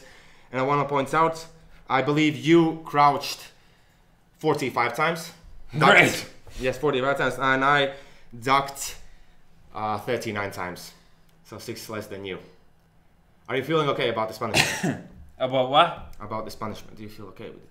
I love Shameful Mondays. Me too, but here, what can you say? What was the thing that put not like this up in front here? Well, as I already said, because the rounds were going backwards and forwards, essentially in that situation, the CTs must have, if it doesn't happen the first time where, like, okay, so if you win a round as a CT and then lose the next following one, you need to win the next one. And in case if you lose, you need to have enough money in order to be only on one economical round, which they did. And because of these backward and forwards games, obviously it messes with the economy of both sides. But for CTs, it's more impactful usually because their equipment is more expensive. Like they need diffuse kits. The incendiary grenade costs more for them. The M4 costs more than the AK. Yeah, so like essentially all of their weaponry pretty much is a bit more expensive. And that a lot of times when you see this happening, usually you see the terrorists running away with it because it requires less investment from them, and therefore they usually come out with superior weapons in these situations. What actually happened was that XGR eSports continuously went and were just trying to sort of like force their way through the defense of not like this and not looking for any sort of tactical approach in the process. So whilst having a good pace, as I already said, like a very fast-paced game is definitely good as long as you can execute it well, you still need executions and an actual approach to the game. What they were doing, they were just like, we can just do this quickly. Not how it works. So, I mean, come on. Yes. Come on. Well, thank you for the analysis, but one thing we didn't remind our viewers was that Vault giveaway, one more time, is happening today. Yeah, of course, it's always every on. day. So hashtag Vault in the chat, and you need to be subscribed to the channel, and perhaps you will love Shameful Mondays as well as much as I do here. Yeah. Thanks, Zenki. Yes. You need to pick better players. Like, you need to pick a players who don't die that much. Look. How many times this has happened in a row, whatever I pick, it bites me back so hard. Like, so hard. Skin Lord's throwing. That was one of the games. Okay. That was a complete tilter. Then afterwards, I had a few matches where the scoreline would have worked out just perfectly, but the team just, Skeleton just, hey, here's you, and here's your prediction. 11-4 in front. Let's just throw the game. 11-4 on the terrorist side. Side switch. Hey, guess what? Out the window. Zenki now, the AVP player. Apparently is now an entry fragger for his team suddenly today. And in all of the games, they decide, we're just going to continue rushing. This is fine. I have a feeling that they know what we're doing here. I feel like they're just like have some sort of underground bets as to how long I can take this and how far I can take myself, still thinking that I should be able to come out on top in this. And yeah. I just need a break and sit down. Yes, exactly. We're gonna have a small break. Want to remind you, I'm now in front in prediction game, so be sure to follow that, as I believe he's gonna punish suffer next week. Yeah, you'll probably need that next week. See you after a break. What the hell? See you after a break. Go big, go boom, with guns of boom. Like the sound of big booming 4v4 friend fragging action? We'll fix you up. Go big, go boom, with guns of boom.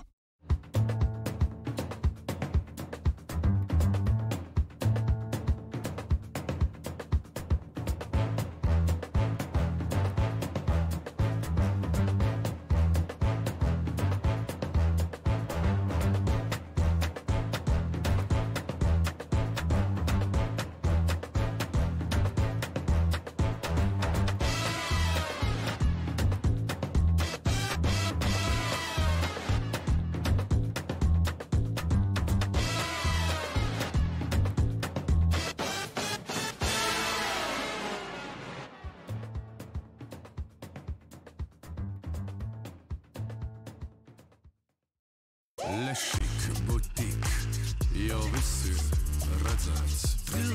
Killer, tas viss ir redzēts.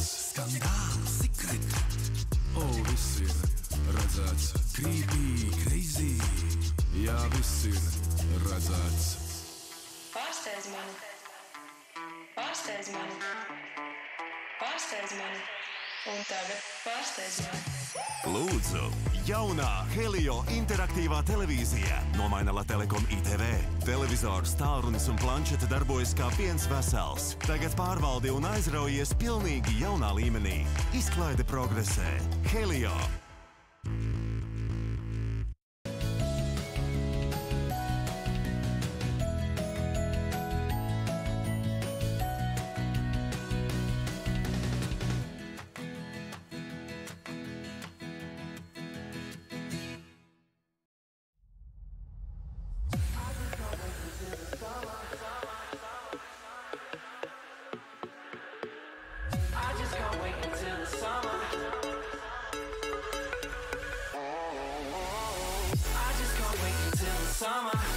Where my spirit's free, no one's stopping me now.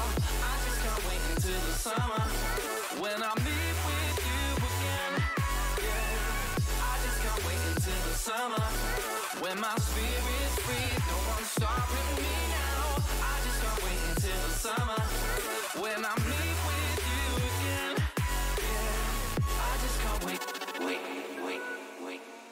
just can't wait.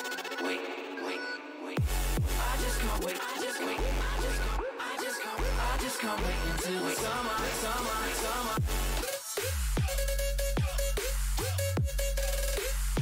I just can't wait until the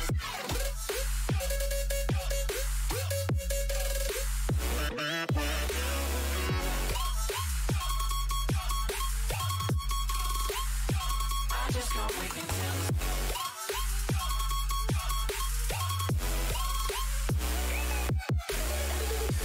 can't wait until another, when I got nothing on my mind. I just can't wait to rediscover, when I meet with you again. Oh, I just can't wait until the summer, where my spirit's free, no one's stopping me now. I just can't wait until the summer, when I meet with you again. Yeah, I just can't wait until the summer, when my spirit's free, no one's stopping me now. I just can't wait until the summer, when I meet with you again. Yeah, I just can't wait. I just can't wait. I just can't wait. I just can't wait until the summer.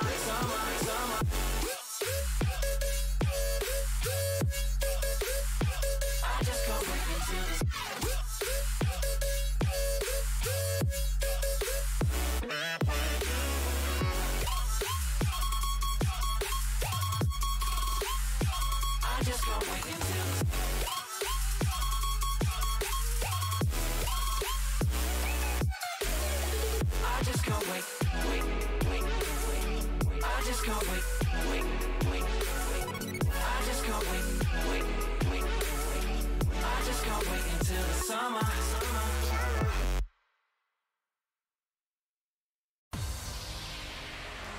wasting time on my own. All the places you said we go. All this pain builds within. Footsteps fade, what could have been? Finally I feel more free. The end of you and me, let it go, let it be. My heart belongs to me. My heart belongs to me. You're never gonna let me go, and I will never let you go. And now I'm feeling stronger, feeling stronger. You're never gonna let me go.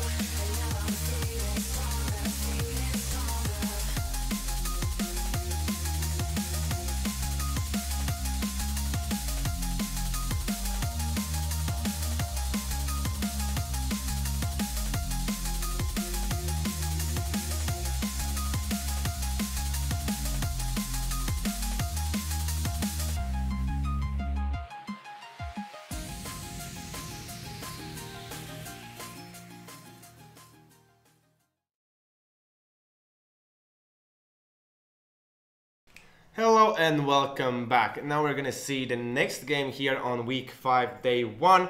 The people who are tuning in right now, I want to quickly remind you about the Vault giveaway. Type hashtag Vault in the chat, subscribe to our YouTube channel, and you'll be able to win 10 euros free from Vault. Of course, if you win, type the email to BSL@bsl.pro. Exactly. And if you're tuning in right now, and I want to remind you about our punishment today, as this is Shameful Monday, and we both love Shameful Mondays. And every time we pick a player, we're going to pick a player from each side, and we're going to duck, crouch, duck 3 times, and say that we love Shameful Mondays. Considering that I ducked how many times the first game? 45. 45. Yep. 45, and I believe the game ended quite quickly. 45. 45, yeah. I believe it was like, how many minutes? So I basically ducked at least once every minute. Yes. Yeah, that's pretty good standing. That's pretty good standing for you. Thanks. Yes, but now here, we have to pick a player who's going to die the least. I'm going to quickly lock Flaric in, because I think he's the guy who's going to play this one smart. And one more time, Flaric is playing because MSN has left the building for Mighty Wolves, meaning Flaric is going to be standing in. So, yep. Fair enough. I mean, on this side of EU Estonia, I honestly couldn't pick a player. Yep. So I just went with the funny one and went with Oof. Because Oof my legs. Good one. On the roll, this one. So yes, but let's introduce the teams before we do anything else. So Mighty Wolves, on the side of them is going to be MS2, Kakaho, Keen, Flaric, and Dek. And for EU Estonia, we're going to see Yori, Gaborik, Ruskarl, Escaper, and Oof. Of course. So you picked Oof, you picked I picked Flaric. Who's going to stand out the most, do you think? For either side, I feel like the map is going to be cash, and I think for EU Estonia, Yori might be impactful because like when he's like on a good day, he for sure can come up with solid 2-3 kills each round, and I feel like considering it's cash and playing against Mighty Wolves, you will want to play your best. Yeah, and I think that Yori is someone that we're going to need to watch out for. Yeah, but for the side of Mighty Wolves, they need to strike back, as at the moment they're in the 5th place. They need to get back into that top 4, especially now after the roster change that they had. And I think it's going to be Keen standing out here on cash. Not Flaric. Flaric is going to die the least, but Keen's going to stand out. I think even with Flourish in the lineup, he has potential. He's really great around the I'm map. not arguing, I'm just players. Yes, of course. debating. At the moment, we have only 4 players ready in the server. So what can you say about Cash? Are we going to see a lot of mid control happening? I think it's going to be delayed. If either side plays on the terrorist, well, either side is going to be on the terrorist side at some point during the game. But what I wanted to say is that I don't think it's going to be a lot of early aggression towards middle. I feel like for both of these teams, they like to take it like with a delay. Okay. And I feel like it's going to be somewhere around like minute 10, 15. Around that time. Mighty Wolves will, however, mix in a few fast rounds towards middle. But I feel like EU Estonia are going to just continuously, if they are even approach middle on a regular basis, then it's always going to be a delayed one. I don't think they're going to be going for any fast plays. And what's going to be your prediction for this match? I do think Mighty Wolves have a strong upper hand here, also considering who is the substitute player for them. Exactly. And Cash is definitely not a map that requires a lot of attention towards verticality of the map, apart from Catwalk or Heaven in the B bomb side, but those are like essentially just 2 spots that are middle as well, but yeah, but it's a different story. It's very pre-aimable in that sense. Like it's not like Nuke where like where the hell the dude is. So I put down that it's going to be 16-7 in favor of Mighty Wolves. I feel like it should be a very convincing win from them. Okay, yeah. Of course, probably going to be cursed as hell here one more time, suffering the caster's curse as I've been so far, and this is going to be probably like an overtime 3 scenario. Okay. Oh, if it's going to be overtime 3, we are in for a long one. I'm going to say it's going to be Mighty Wolves as well. I do think that they do have the upper hand here against a team like Estonia, who are still trying to prove themselves. It's going to be 16-8. I'm going to give more chances to Estonia. I think they can surprise. They have surprised some of the teams as well. Real thongs. As you already said, like Yori, when he hits his stride, it's going to be pretty tough to stop him. And that could quickly get up to like 8 or even more rounds. He has like a weird... Not like a super weird game style, but he definitely picks the off timings for when to go through certain positions and like when to clear out certain corners. So I always like that because that does not come to you usually naturally. Usually you're like, okay, when would be the worst possible moment for the enemy when I could peek? And that's how you start learning it, and then you just find the timing when to do it. So I feel like having that sort of a player on your side definitely can come as a huge plus for EU Estonia. Just off the fact that there is a person that's thinking about it means that Mighty Wolves might be surprised a lot of the times. But still, judging just their overall success and also how much Mighty Wolves are taking in from the point of practice and how much work they're putting in, as far as I know, I do feel like they should have the upper hand, and and that's just how it should play out. I mean, Cash is relatively simple. Yeah, but that kind of will also, I believe, help out Gaborik here to show up, because he's had some games where he had 30k, I believe even 2 games where he had that kind of success. So here as well, but I really want to see how Mighty is going to approach this one. I think Mighty will really here have to play the slow game. It should be them. For the most part, they've been very collected. Yeah. And also knowing where Flourish sits with some of the players on the side of Mighty Wolves, I feel like it just perfectly fits them. Yeah, like how many times we've seen in the past where Kakaho and Flourish were playing in 2v2 tournaments. Like they always play together, they're really great together and everything else. So here, perfect stand-in for this kind of a team. Yeah, exactly, and I wouldn't expect anything else here. Now, Mighty Wolves do seem to be ready. Are we waiting still? We're still waiting for one more player. Gaborik. Yes, I'm gonna quickly rest my legs because I do think this is gonna be quite an interesting one. So, you don't have to like duck too many times. But do you think that's gonna be the case? Maybe it's gonna be like Flourish standing in. He's gonna go wild, then maybe make a few mistakes here and there, and. Or I think he's gonna like fit in the roster so well that he's not. I'm so afraid of predicting anything at this point that is just ridiculous already. Yes, and I'm pretty excited that you picked Oof. Why? Because he dies a lot. I think so. Yeah, I know. So this is going to be a fun one. So you have ducked 45 times. I have ducked 39 times. Let's see who in total today is gonna duck the most times. But oh, for sure, me. I'm just like so lucky. Yeah.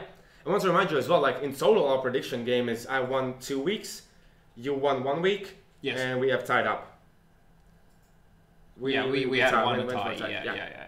Okay. So would just make sense if I would win this one. No, it would make no sense. I will give you even like 3 different options. Here's the thing. Okay. If I give you 3 different options for punishment that neither of them are going to be pleasant, will you actually go through with one? Obviously within like streaming limits. I think I will, but knowing your head and what you can come up with, I really need to see those 3 options before I say anything here. But it should be fun. It should be fun. So that was a yes. There we go. You saw it. Everyone is a witness. Okay. Amazing. I really will try my best. Remember about the knife round that you have to duck as well. Oh yeah, sure. Oof, man. No. Yep. He's gonna go down. Flaric still alive at 100 HP, going strong. He's gonna peek in, but he's gonna be taken down as well. And my goodness, Mighty Wolves, they did win the knife round. I'll just wait for you so we can just say it in unison. I love Shameful Mondays. There we go. Isn't that great? Amazing. My heart is gonna jump out my mouth. Yes. Maybe lungs and... But okay, let's see now, as they should be ready pretty soon. Mighty Wolves should stay on CT side. And now the question is, will Estonia go for the approach where they put the players like in middle and towards B side, or middle towards the A side, or are they going to go all together? I think they're going to try to display some sort of presence elsewhere on the map, and then they're going to gather for a time to push here. Before we start the game, I want to remind you that the Vault giveaway is going to be played out somewhere in this game. Yeah. While this game is going to be happening. So type in hashtag Vault. Be sure to stay active in the chat, and when the time comes, you're going to see the winner in the chat. But now let's head into the game. Mighty Wolves against Estonia. So we both predicted Mighty Wolves are going to take this one, but let's see how the first round is going to go through. Well, Kokako will be tested towards B bomb side here as the B rush is coming through. Gaboriko already losing his head. Escaper will take Kokako down, and now only Deck remaining on bomb side. B has been dinked. Oof will go down, so I will do as well. Yes, exactly. So it's going to be 2v3 retake here. There is a kit and a smoke towards Flaric. You hear the player, but they both go down. Keen with Flaric. Thank you. Thank you, guys. Much appreciated. I love Shameful Mondays. Once again, I do love Shameful Mondays. They're amazing. Yep. Well, Estonia do secure the first win, and good old classical B-Rush does the trick for them. I mean, with that first initial kill coming out of Kokako, I felt like, oh, well, there we go. And I was proven completely wrong there. Of course, are they one more time pushing this position? Oh my god, they're doing it back to back. So Deck already in a dangerous position, not hitting the shot. Kokako will find, of course. Oof! Yes, Oof goes down. Kokako looking for a kill. He can't find it. Aim is next in line. But at this stage, Mighty will just save. Just save the weapons and save my strength here. I love Shameful Mondays. Yes, you do. Yes, you do.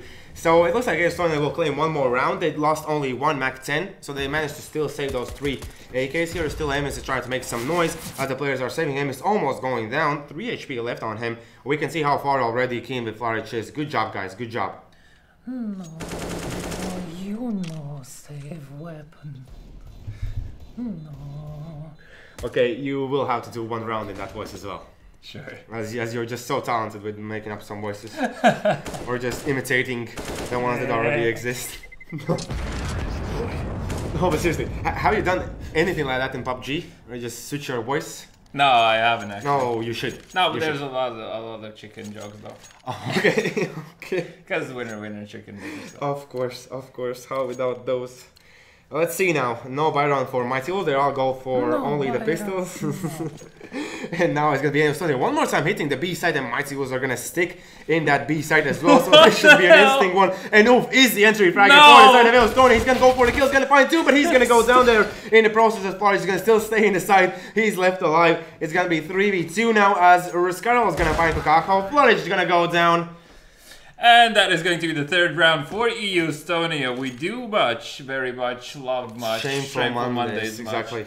Well, 3-0 so far. A solid start coming out from Estonia. Actually, Oop luckily did manage to find 2 kills in return only for 1. So definitely worked out for the Mac-10 in hand that the weapon was his choice. Completely messing up the words. I cannot think straight right now. Yes. Yuri will miss that pop flash towards out the middle, and he had an opportunity to come out, but EU Estonia just continuously bombarding this B bomb site deck now, and Vents here, and Kukaho with the supreme angle towards the smoke. He stops us. Fails the grenade. Yes, now we can see Oof's gonna push out forward. The flash is gonna be there, but as you can see, the players are boosting up there in the heaven. They're gonna stay there. Oof could potentially find Kukaho here. He's gonna look for the spray. He's gonna find Kukaho. Ruskala will go down to a 2 against 3. Gaborik finding kill on deck.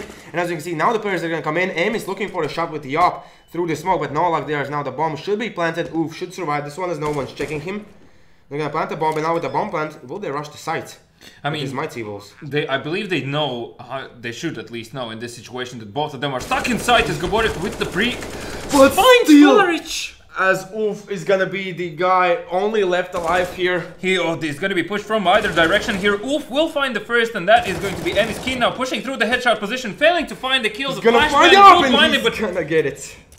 Good job there by Keen, and he even found the op there. Very weird weapon to find on the roll, but still it worked out. And we both know that we do love Shameful Mondays. Exactly. So finally, the first round is the hands of Mighty Wolves. They have managed to pick up the op. The buy is not going to be too good for Mighty Wolves. As you can see, they're only with like 3k or something. On the other side, already full buy coming out from EU Estonia. And I mean, EU Estonia are looking to pick this up this round mainly because it's going to fully reset economically Mighty Wolves here. And considering their investment on the side of Emis, they're picking up that AWP as well as essentially every single nade they can afford themselves. Fularich, I think he used already his smoke because he definitely should have had one there. So, yeah. Oof towards B bomb site is going to be the only man standing there, and he's looking to just find the timing here, I think, or at least create enough distraction to keep these players towards B bomb site and not for them to rotate. As you can see, Oof already falling back here. Still 2 people from Mighty Wolves towards B, and Escaper with the AVP in hand is going to be leading the way here and looking to see if he can find any sort of point of contact after which EU Estonia could capitalize. The Molotov will push Keen out of position. He will go down. But they still find the kills. You can see Emis with both with Fularich finding Gaborik and Ruskala, only 3 remaining here. And they since they are doing this so slow, the players are rotating towards the A side. It doesn't look too good anymore. Emis now peeking in. He's trying to find the player with the op. He's going to check out middle, but that's going to be Zek taking down Oof. And one will go down. Fularich still left alive as he's going to take them both down. It's going to be 2 against 3. I love Shameful Mondays. Yes, you do, because Oof has died every single round. And he's dying every Please, Mighty Wolves, please, listen. Just finish it quick, okay? Thanks. Yes, Oof can die all the rounds. We can see here in the middle now with the pistols that was thrown. They didn't quite catch the early frags that they could have. With all the smokes in the middle, they didn't push any other sides as well here. Oof now in the world of trouble even here as 2 players are pushing forward, but he could potentially find someone here. Will he push through the smoke? He's pushing through the smoke, and Kukaho is going to take him down. That's going to be one more time we ducking down, and let's just see how this one is going to go through. As more so, still the bombs drop down. They're looking to push that B side as it looks with these 2 players. As Dake will be spotted, he's going to be damaged here. Has to be pretty careful about peeking out. The flash is going to come through. Will he find any of the players? I think he still knows that there's someone waiting in the corner. Yeah, well, I love Shameful Mondays as Escaper with the Deagle is going to be peeking towards the white box and will not spot anyone just yet. Keen now positioning himself interestingly here towards the Shroud position on that box. Now, if you shoulder peek correctly there, you can find very good timings towards the beginning of main, but of course you do have the small risk of being checked in that position if the terrorist player entering main gets close to the left-hand side wall there. So, need to be careful with that one. So far, EU Estonia just spread out through the map here, not really finding any sort of pushes. Fularich does play this a bit aggressively, considering he's, well, jumping up on the white box, is exposing his whole body. Now, Emis does find Escaper here. I believe that was towards the boost. That leaves only 3 on the side of EU Estonia. What? Ruskala finding 1. Ruskala looking for the second one. The B side is cleared out, but as you can see, the bomb is heading towards A. Was Gaborik spotted? I believe he was not. So here, if he manages to find Fularich, Ruskala's gonna find 1 kill. Oh, sorry, Ruskala will go down. Gaborik looking for the shot. He can't find Fularich, and Fularich at 4 HP will survive. It's gonna be 3-3 here, back-to-back rounds at the moment. What's up? I'm just continuously always amazed by how the timings work out in CSGO. It's always a lot more fun to see it with X-ray than without. Yeah. Without you sort of kind of guess, but with X-ray you actually get to see it, and it's just so weird every time. Emis with the AVP now peeking towards middle, And will not he's spot alone anyone here. just yet, and that flashbang forces him to check under vent since he does suspect that there's something of such sorts might be happening. EU Estonia now finally have established mid control. Yep, as now Floric is going to peek towards A main. There's going to be a escaper there, I believe, waiting for the smoke to end. As here Floric looking for the kill. Can he find it? He misses the timing. It's going to be escaper living, as Ufo's already pushed into the checkers here, but the flash will come through. He has to rotate away, and he's going to be taken down. Played like a doll there at that stage, as we one more No time. comment. Yes, that was quite an unfortunate situation here. Luckily, that for my team was that Emis has managed to get away from middle alive and unscraped. And as you can see, the push slowly moving toward... You do seem for Mondays. You do. As Floric is gonna go down as well. Great thing. Amazing, isn't it great? Yes. Isn't it great? Oh, the It's best. 3v3 The as best. Keen now in bomb side A will have to check if he just spotted the player towards that position, so he was able to pass that information on there. Now escaper will be found by Emis, and Keen approaching this white box closely here will be able to hide away. Deck now does find their Scar. I love Shameful Mondays. Yeah, you're welcome. And Keen still staying alive in this site. It causes continuously doubts in the side of EU Estonia, and then moving in essentially one by one into the site means that Mighty Wolves do pick up the 4th round and finally start to look like Mighty Wolves are stabilizing here. Yeah, it definitely looks like Estonia are slowly picking apart. No They're pun just- intended. They are completely all over the map, and at no point it looks like they are getting anything done. Like, it was like 40 seconds left in the round, and still they didn't make a move. They had one player towards B, one towards Squeaky towards A site. Well, look, it doesn't feel like it's coming out of together. the 7 rounds that have passed, currently being in the 8th, 4 of them they just went B. 1 round they went out in middle. Yep. 1 round they sort of tried to approach A. Yep. And 1 They round tried. I don't remember because I was ducking so much. Yes. Or squatting. You there have we go. ducked I don't know. every single round. Yes, Every thanks. single Great. round. Amazing. Yes, of course. And now What? the Molotov's going to be through dropped the down. Molotov. Emis spotted a player, so they have information about one, but here Emis does not get He the hits flick. the leg. Oh my god, on Scar, but there's gonna be Keen coming in, taking down Oof, taking down Yori, taking down Escaper, and Keen just goes huge, as only Gaborik will remain alive, and Floric is gonna take him down, and there's gonna be one more time coming out from mouth of V. I love Shameful Mondays. Exactly. Why is he the first dude down? No, like, you definitely needed to check out who is the entry factor for the side of Estonia, just pick any other player. Any other player. But you did that. Luckily for me, Floric I is really staying feel alive. like it wouldn't have mattered. If I would have said Gaborik would have been the first person to go down, so whatever. Maybe. As here, Emis did not spot a player, and there was a player trying to peek in there with the op. Who was it there? Yeah, Escaper was trying to find a player, but the Molotov did push him away. As you can see, he's dropped down to 61 HP. And here, I'm not quite sure what Yori is doing here. Quite aggressive. Not really, like there's always the op potential and double op potential for the side of Mighty Evils. Yeah. Nonetheless, so here they are quite like putting themselves in the open, and if Mighty will just peek at the right time, it'll be an easy kill. As Escaper is gonna find one, as here Keen is now gonna leave this position, so at least there's one kill going the way of Estonia here. And you could see EU Estonia, well, at least the person towards White Box, of course, that's who else would it be? Because these goes down to Keen. And Keen wins that one. Yes, as the Floric is gonna take down Yori. Keen wins that one, it's fine. I love Shameful Mondays, woohoo! It's gonna be 3v3 now in the end, as Gabor is gonna run towards the bomb, he's gonna pick it up, but he's still gonna check middle. Before he does, and he's gonna find Keen. That's huge victory for the side of Estonia, as they're gonna push towards that A site, I believe. Is it him just setting up for, oh no, there, yes, flashing in the site. And now it's going to be Kokako with Floric for the retake. And they should know how to do it. Still, it's very doable for them. They have the nades for it. And as long as they play it together, and once again, having that a lot of 2-on-2 experience, there already information passed on that there's an AVP in A main. But as I said, Escaper, both with Gaborik, with the double off setup, do manage to secure this round for EU Estonia. So I love Shameful Mondays. 5 versus 4. 5 to 4, not Yep. 5 versus 4. Still, quite. And we said one thing, that Yuri needed to show up basically in order to get those rounds and get the victory through. It's not happening, so therefore these rounds are happening in a very chaotic fashion, I would say. As Deck now with that smoke towards B, bomb site and that nade. Looking to see if he can spot any players early on here. Now Kokaho not really happy with the smoke situation happening in middle here. Will fall back towards the vent, understanding that he might be pushed at a random time here. Escaper peeking towards the white box. Will be waiting for any sort of timings, and I mean this is going to be a standstill. As Emis also very interesting angle coming out there with the AVP, as like essentially if you miss, you don't have any fallback options there.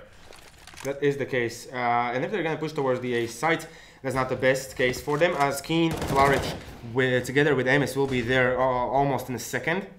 Yeah, and Flourish definitely heard a sound cue there, or did he spot a player in main that caused them to instantly fall back here. Now the Molotov will push Gaborik back from these doors, of course, still showing along the way that one of the AVPs is there. Estonia do look like they want to go for this A site. They're going to be getting into A main here. No real ground set for them. They didn't get outside in middle. They didn't cause too much havoc towards B. And like it should be pretty clear for Mighty Wolves that this is 100% an A commitment when it is. 30 seconds on the clock. Flourish here. Still going to find... Oof! Exactly, only 4 players remaining for the side of Estonia. They're slowly trying to be picked apart, but they're still hiding behind the smokes. Gaborik finds one. Flourish is going to find Yuri as well. They're pushing forward. Gaborik's going to go down to Flourish. Only 2 players remaining. Escaper with Riscaro. They're now going to both move in. As you can see, this positioning from Flourish, he's going to go down there in the process as well. Escaper with the last kill. And what do we say in this situation? A lot of shameful Mondays. Exactly. 6 to 4. As I have to... Now, because they won a round, that is EU Estonia, and lost the next following one, Riscaro was pretty much the only man able to afford himself an AVP, and the other teammates will essentially... Sorry, it's hard breath. Yeah, you're kind of hard because Oof still has died every single round. As here Kokaho is going to go down so quickly. Finally, they managed to get some control here over B, but Deck with the spray down is going to get one. M is now moving in with the up, could potentially find someone, but he misses the timing and now has to stay here in heaven and be put. Doesn't need to be too aggressive. As already we can see the flashes are coming through. They're trying to take control of CT as well. And I mean, they both understand that definitely the second op was picked up and also an M4 in their hands, so it's not really that worth going at. Oh, she finds Yuri, so that means that Keen can move out almost freely. He only needs to find Oof here, who's patiently waiting. And who's going to win this time, Keen or Oof? As no one's moving in, the flashes are going to come through. We can see they're slowly trying to move out. Scarlet will find Polaric. And Emis will go down as well, only Keen remaining, and it's going to be round for Estonia. Amazing. So it is going to be 6 to 5, and 5 is already the scoreline that you start to feel like you can actually work with here in cash, because... I love Shameful Mondays. Yeah, continue. I was just waiting for that one. I really like hearing you say that. And this is the first round Oof didn't die. This is the first round that Oof didn't die. Where's champagne? I want champagne. Yes. Let's go rest. Our job is over. See you guys. No, we don't die anymore. That's just Oof. Oh, if he talks and about that, what does he say to the god of death? Not today. Today. Yay. Any other day, but not today. Will he die this round? That is not quite interesting. How many squats know. I've done? A lot. 30, 75. Oh my god, Scarl now does not find the kill onto Keen there. Keen does survive with 4 HP, and that must be tilting. Yeah. That must be tilting. He sprayed all the ammunition he had. He even tapped towards the end just to make sure that he just gets it. It wasn't even about him surviving, it was just about him getting that kill, and he didn't manage to even do that. So, very early kill going for the side of Mighty Wolves here. So, I mean, it's... If they lose this one now, I think it's going to be economy-wise just... Yeah, it's horrible news for them if they lose this one. Beck now, up close here, definitely heard the player moving in close towards him. And he pushed through that Molotov. Yes, that was Oof. That was Oof. As Amy is going to take down the Escaper, they're still going to move in. Deck now pushes in. He gets the flashbang through. He's going to get Yuri. Only Gaborik remaining with the up and with the bombs in hand, as none of the players from Mighty Wolves die. Of course. But who died? I love Shameful Mondays. Oof died. Yes, Oof did die one more time. He has died 11 times already. Quite unfortunate news for you. Gaborik that was pretty crazy because he almost got the timing right. Crazy. But still another 30 seconds to be saving. And these low HP players definitely are going to be starting to push him in the next like 10 seconds, I would say, latest. Where the first one is going to make a move. You can see Flaric already sort of feeling it now. Oh, did he just... Yeah, he just heard the player. So information passed on here. Definitely a push is going to be happening here. You can see already both players from B bomb side are moving out. Are going to be running after him. That is going to be Keen towards the A side. Forklift not hearing anyone towards doors, and you can see they're just pre-firing every angle here as he will find Flaric. Of course. Out of all people. And Gaborik still survives. Yes, I love Shameful Mondays, and I really love this game. Although it shouldn't be that close, it still is 7-5. With all the dominance the Mighty Wolves have put up, Estonia still managed to get a few rounds back. Yeah, and I mean, they secured it off the first initial 3 rounds, and of course the few upsetting rounds in the process. Now, Gaborik almost losing his life through the smoke there. And Mighty Wolves still on a very solid buy here. Oof, definitely. Please, man, just don't do it. Just stay alive. Just sit in base or something. Stay calm, stay calm. The bomb is there. Why wouldn't you be there? Exactly. Good motivational. Perfect logic. Speech. Yes. Perfect logic in that instance. Now Flaric will fall back here. That flash, was that intended to bounce like that, or I believe he didn't want to get it there. Yeah. Well, anyway, the actual nade towards the main site will. Excuse me, I'm just being passed information here. Yes. Well, let's just see now. It's going to be Estonia going towards middle. At least one of the players who was it there boosted up. Yori is going to look for the kill onto Emis, I believe, there, but there are 2 players towards the second position. Towards the second, the short. Short position, yeah. So, well, Emis here, dangerous for him. I would not overpeak this too much, considering there's no smoke towards middle, and you can always be caught essentially with your pants down in this situation. And you can see that the nade already, he does have backup, and that is going to be Yori going down in this situation. One more player will be pinging, that is going to be Riscarl. But Emi just goes huge, but Oof is going to find a kill against him. So it's going to be 2 against 3. Gaborik now moving into the side. Flaric was spotted, not taken down just yet. They need to quickly get this spill, but Flaric is going to take down Oof. As now Gaborik is going to be the last man remaining alive, and he does spot both CT players, but doesn't even shoot. 8-5. As we're gonna head into the last 2 rounds of this first half. Loving Mondays, I do. Yes, yeah. Yes, yeah. You're even talking like Yoda now. Great. That's good to hear. Speak I riddles in. Let's continue on watching the game. Shameful Mondays are days I love, yes? Yes, exactly. One more time, Estonia are gonna try their luck towards that B site. As you can see, they all have only pistols. It's gonna be Kokaho here with Dick, trying to make things right as they're looking for kills. Gaborik gets 1, but instantly Gaborik gone. Oof with the kill. Dick now looking for a kill back. He's gonna find 2. Oof, and Yuri, he's gonna find even Escaper. Only Riscalo remaining as he's looking for the kills. He did get Dick, but there's gonna be Emis now finding the kill. 9-5. I love Shameful Mondays. Yes, you do. You have in this game ducked 39 times. The same amount I did in the last game, and this game is only in the first half. No comment. No comment.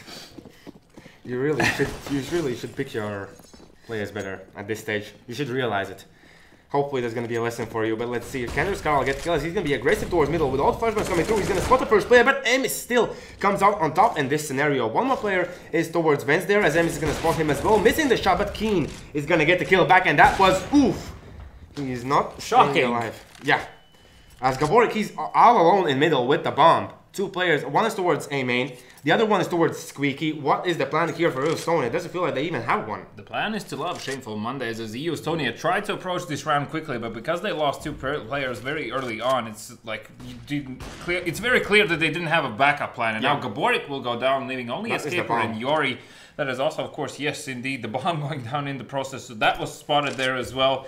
Yori and Escaper essentially in a position where pretty much all of the work needs to be done by them. Flaric will find Escaper and Yori will go down. So 10-5, as I already said, for EU Estonia. Still a side that's workable with. I mean, you pick up the first round on the CD side, same as you did on the terrorist one. Pick up the next following rounds, and then it's already 10-8. If you win the first buy round, it's any man's game. Yeah, that could definitely work out. But as well, like T side and having Flaric on your team, they will have a good T side, in my opinion.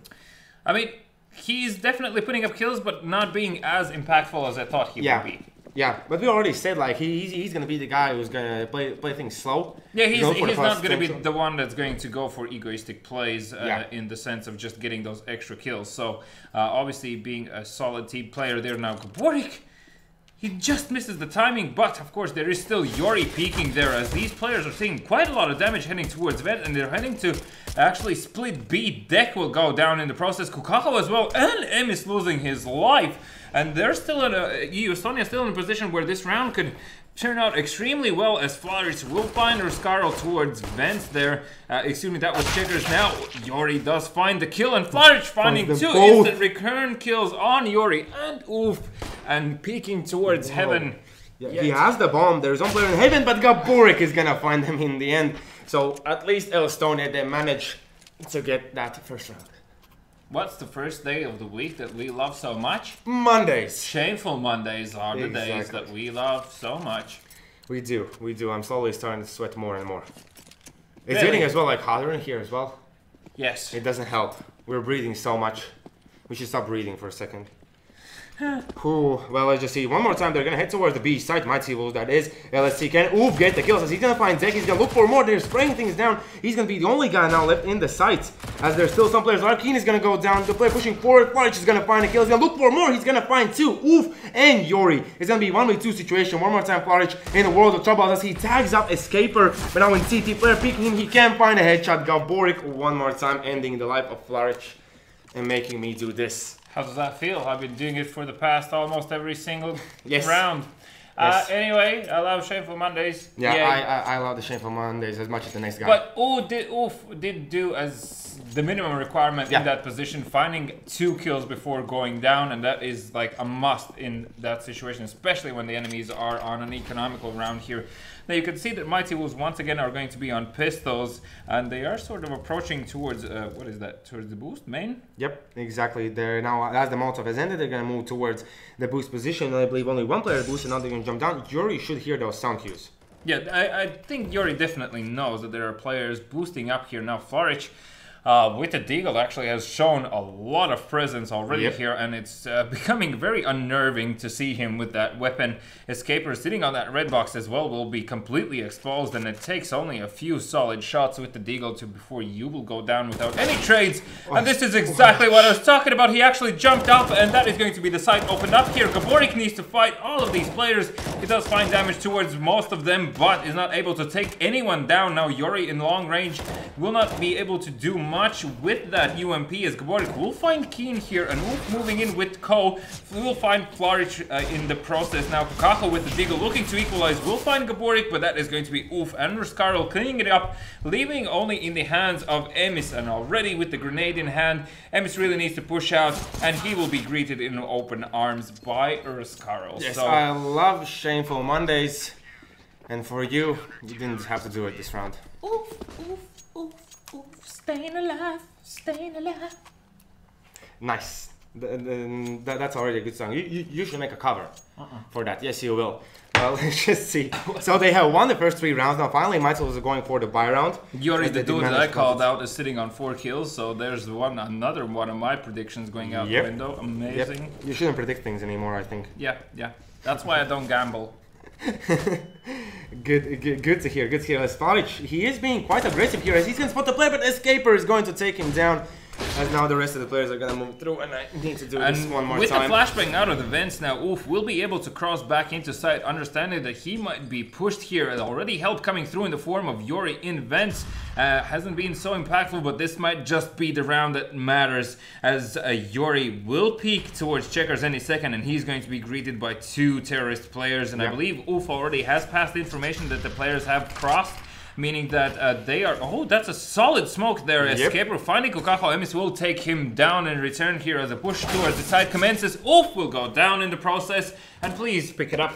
Yes, it's going to be 2v3 situation. Gaborik still left alive, but Yuri will be found by Keen, as now the bomb will be planted at any moment now, and Gaborik with this smoke drop down won't be able to do anything here. Yeah, he will... I love Shameful Mondays. I didn't say it. I love Shameful Mondays. I didn't say it as well, but a gift from above as Gaborik can pick up that AVP. He's actually looking to deal damage. Okay, he was just looking to see if he can find any sort of free kills and to see if he's being pushed now. But considering Emis and Keen are on low HP, and also Mighty Wolves definitely need to secure this buy round with the most amount of rifles they can save on their side, they will be looking to save these weapons. Now Gaborik does hear the players move out, and can he find the timing? No, he does not. There's no one from Mighty Wolves will peek in anymore, so the 3 players will be left alive. That was their first buy round going the way of them, and that as well is your prediction out of the window. Shocking, isn't it? Yeah, very shocking at this stage already. Well, let's just see now. There will be a 4th round coming out from Estonia. They're picking up just some of the weapons that they can. Azul will be with MP9, Escaper. Okay, they're so fully forcing. But a CZ and MP9 on your side, not the best news, but luckily for them, at least Gaborik has the op to deal with Mighty Wolves. But at this stage, it doesn't even feel like they can. Yeah, so I mean, he tagged Emis. He definitely tagged Emis through the wall there, as Yori will be positioning himself under this boost once again. Does hear the players literally on the next side as Keen deploying that Molotov towards White Box, and the flashback underneath might be pushing out any second here. Now Yori, question is, when that smoke fades towards middle, what do you do? He's looking to see if anyone has sneakily gone out there, but will not find anyone. And Deck also looking to see if he can find some sort of angle through this gap in smoke. Yori does secure the kill onto Keen, and that is very important, as now the grenades are flying through here towards B bomb site. Oof, looking away and waiting to see if he can find any sort of... He was spotted. Do you think there's going to be only Ruskarl waiting in the B side? You can see he is still in middle. I'm not sure if Flaric was hurt, as they're going to move in towards B side. Kokaho is going to find Yori. Yori did find Deck, but that was it. Still 2 players towards the B site. As now they're going to move in. Kokaho, the worst timing to take out the AK, but they're going to run towards that A site. And this is the perfect timing. If Flaric manages to get in time towards short or the car, he can stop any kind of pushes coming out from enemy in the rotations as well. With smoke drop down, he's going to clear out the side. No one's going to be in here, so they quickly have to rotate. Yeah, and obviously Flaric has passed on this information for his teammates. They're not going to be even checking anything, just running into the site, getting the bomb down. I love Shameful Mondays as Escaper is looking to start the retake for the side of EU Estonia here. Kokaho with this angle needs to be careful, because quite often if you just place yourself wrongly for 1 millimeter, you will go down. Exactly. As a free frag. But the players line up. He deals so much damage. He will go down in the process, and it's all going to be on the shoulders of Flaric and Emis here. Emis will go down. Flaric in 1v3. He's going to find the first, but he's going to be going down in the process, and that is going to be EU Estonia securing a much needed round. Exactly. I love Shameful Mondays. I believe you do too. But at this stage, we can see the money situation for the side of Mighty Wolves. It's still there, but not for 2 players. So they might be dropping down some pistols. At this stage, do you force or do you eco? For Mighty Wolves. What do you mean, you force? I would say... They have 2 players, just like with 2K. And they're not no, forcing. excuse me. Yeah, didn't see. I thought there were like 2 players on 5. Okay. Mixing 5s and 2s there. Yeah, definitely go for just simple pistols as they already have done. The ones that were sitting around 4K can afford yourselves, like head armor as well, alongside with that body armor, and just look to see how many guns you can obtain, or just how many kills you can get on this side, because afterwards you'll be able to buy up whatever you like anyway.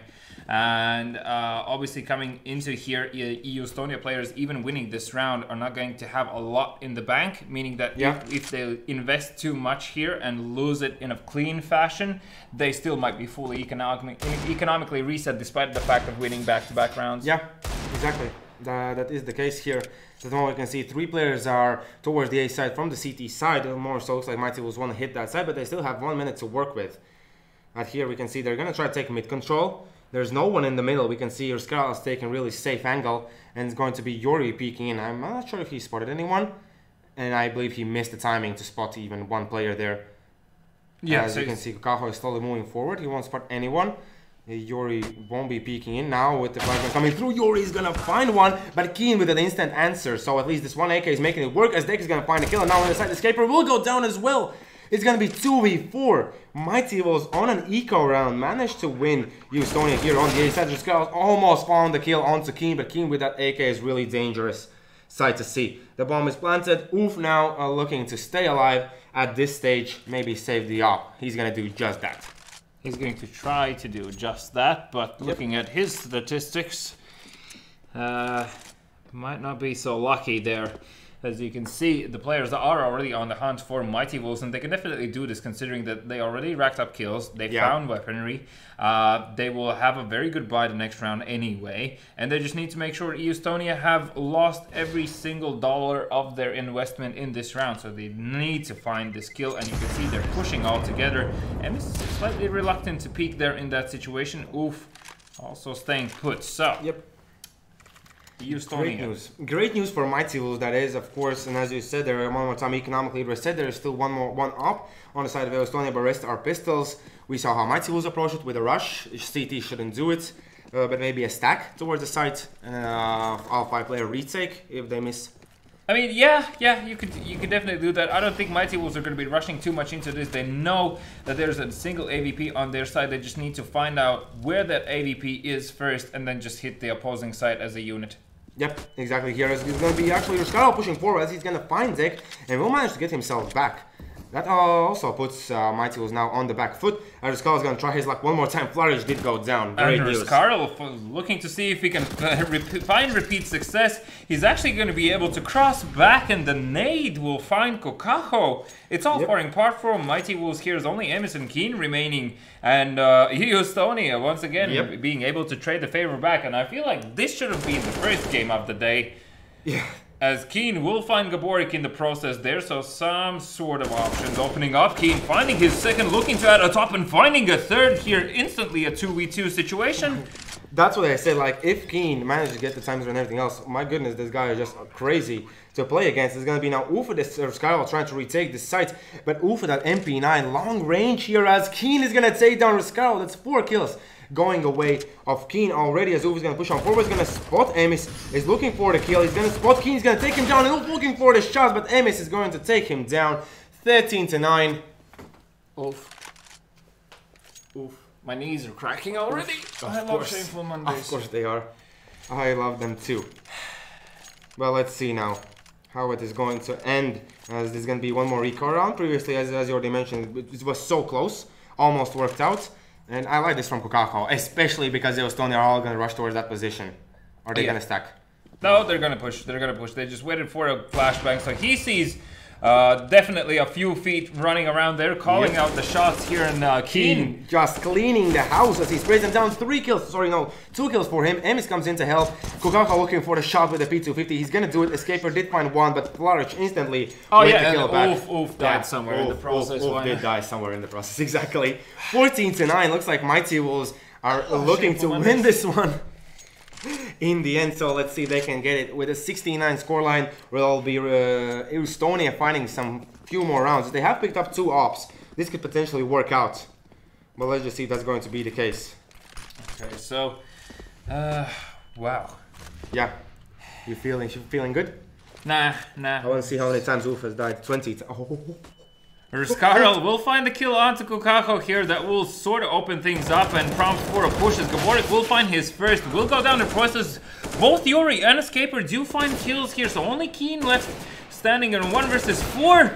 And Escaper stays alive, escaping his death. Yes, I love Shameful Mondays. I do love them. But at this stage, it was very weird for Mighty Wolves to go down that fast. As you said, they're switching up the pace. They're being a bit more aggressive. Few rounds you can see against Estonia, it's not working. Yeah. They need to play the slow game. So Estonia definitely can take on any sort of rush, meaning that you need to be off-putting in your approach. And so far, Mighty Wolves have definitely been, because they've been taking their time, and now they're looking to, they just want to close out this match quickly, but they can actually play against them if they continue losing fights like this. They need to slow it down and like have the same sort of fast approach towards the side, but around the 50th second. Yeah. They need to test the waters before they move in. As Escaper, this is pretty good position, especially if MS is going to peek out. As we can see, Yori with the op is waiting patiently near the zigzag, but now with the smoke, Escaper is being cancelled out. This is going to be Mighty Wolves taking the advantage of the situation, but Escaper is going to find MS. Was that through the smoke? No, there was an edge. Oh, okay. You could see the player. Because the camera switched and I was like, what? Yep. Well, exactly. Oof now in a world of trouble if he peeks, so he will be falling back here with the incendiary grenade. We'll be deploying that. Keen actually finds the timing, pushes out, finds Ruskarov, and will find Oof. Exactly, yes. Yori is going to be now the next guy for the party, as he's going to miss the shot towards Keen. That guy survives. The bomb is going to be planted before the Molotov can drop down. As you can see, they have to move out from the side, but these positions from Mighty Wolves are really great. It's going to be pretty hard to find anyone. 2 players towards basically B main here, 1 in checkers, 2 in sights. So this is going to be pretty interesting, as 2 ops for the retake is not the best thing. Yori is going to go down to Kokako with that op. Gaborik as well, Escaper only remaining. That is Mighty Wolves getting their 15th round, putting Estonia's economy in the garbage, and should win this round right here. Yeah, definitely should be a round that they'll be able to pick up, as I mean, the money on the side of EU Estonia is crumbling absolutely. As you can see, there's only a single rifle on their side, and wow. Yep. Well, Mighty Wolves were able to find composure there. It got scary a bit in the beginning, because they were sort of looking to find their tempo, and I feel like they also understood that they're rushing it just a bit too fast. Exactly, and the fact that Estonia managed to get 10 rounds, you weren't expecting that. Is already pretty great news. And this, why haven't they done this before? Like, this basically getting control of a site. You hear the players if they're running or being in squeaky. Even, you can always be ready for that, as we can see. But this time they're not even pushing. Flourish even just in the middle. 2 players towards B site. 1 still waiting for the push from A main. As we can see, Mighty Wolves are really well set here in this scenario. Yeah, so, well, so far a standstill coming out here. Obviously, Mighty Wolves want to take a very careful approach towards this round, and not many CTs have shown themselves. I don't think anyone has really. Oof, standing with the flashbang in hand, looking to see if he can find the perfect timing in order for Skarl to really use that M4. How patient is Keen? Keen is waiting. Keen is very keen. Yes, 1 minute, and now it's going to be even 10 seconds for him that he has been here, as it's going to be Gaborik trying to get the kill. I believe he was spotted, but he's still going to find Flourish, and more so looks like it's going to be pushed towards the B site. Yeah, at least it should. The B side push will come through and commence now, as Deck has advanced towards the checkers area. Oof, still staying alive. He is. I love Share for Mondays. Let's see if they can get the kills, as Escaper did find Amis towards middle. Already it's going to be 3v5 situation here. The bombs rolling towards, they said they faked B. They managed to fake B. It's going to be Mighty Wolves taking side almost for free. It's going to be Escaper in the line here to take the player down. The bomb is going to be planted. I believe Escaper hears that. He's going to rush the side. He can deny the bomb plant, but he does not deny it. He only gets Keen. Only Kokako with Deck remaining. It's going to be 2v4 situation, 1v4 situation for Kokako. He's going to miss the shot onto Yori. He's going to go down, and this is going to be the score 15-11, as Estonia are looking for that overtime.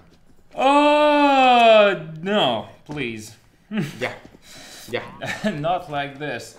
I mean, in all seriousness, though, Estonia did manage to gather themselves and somehow retake this just off of that. That was Skarl pushing the side, right? Yeah.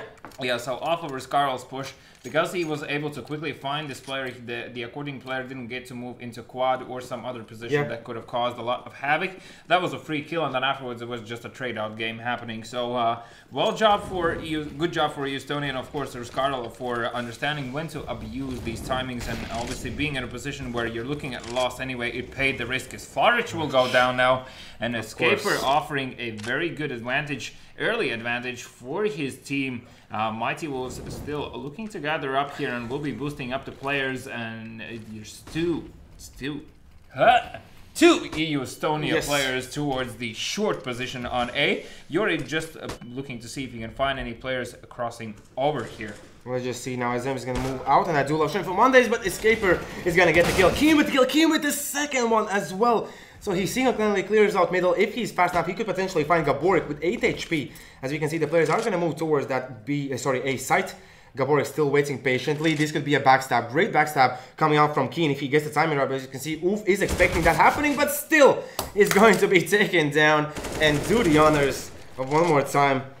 Doing your thing. Gaborik did find that. He's gonna look for more kill. He's on 8 HP, and he damaged down Kokako to 8 HP. He's gonna be all on Keen here, as the Molotov is gonna be dropped down. You can see the player rotating from the back lines. Skarl is gonna look for the kill as well, but it's gonna be Gaborik finding the player, and only Skarl remaining here, 1v2. And Keen sitting on a 4K. Yes, that is Keen. That is Keen for you. 25 kills in this game. Damn.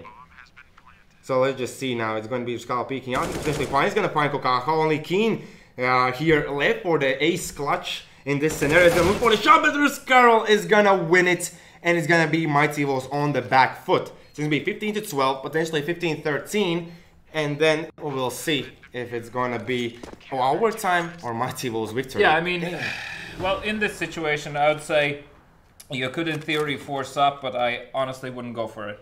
Yeah, Beck does force up, which is kind of a red flag at this stage. Well, I mean, Kukala is on a 3,300, so he will be getting a drop, and Emis is just going to stay on the deagle. So they actually decide to go for this force and are going to be investing the last remaining money. And if they lose this round, in theory, this should be overtime scenario from that point.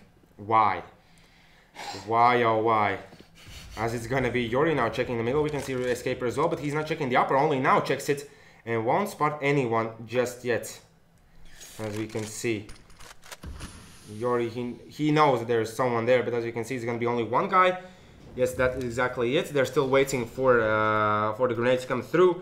Very slow approach. If they're gonna push out Flaric from the upper side and the players from the main as well, as Ek is gonna take down Yori instantly. Escaper is now gonna look for his chances.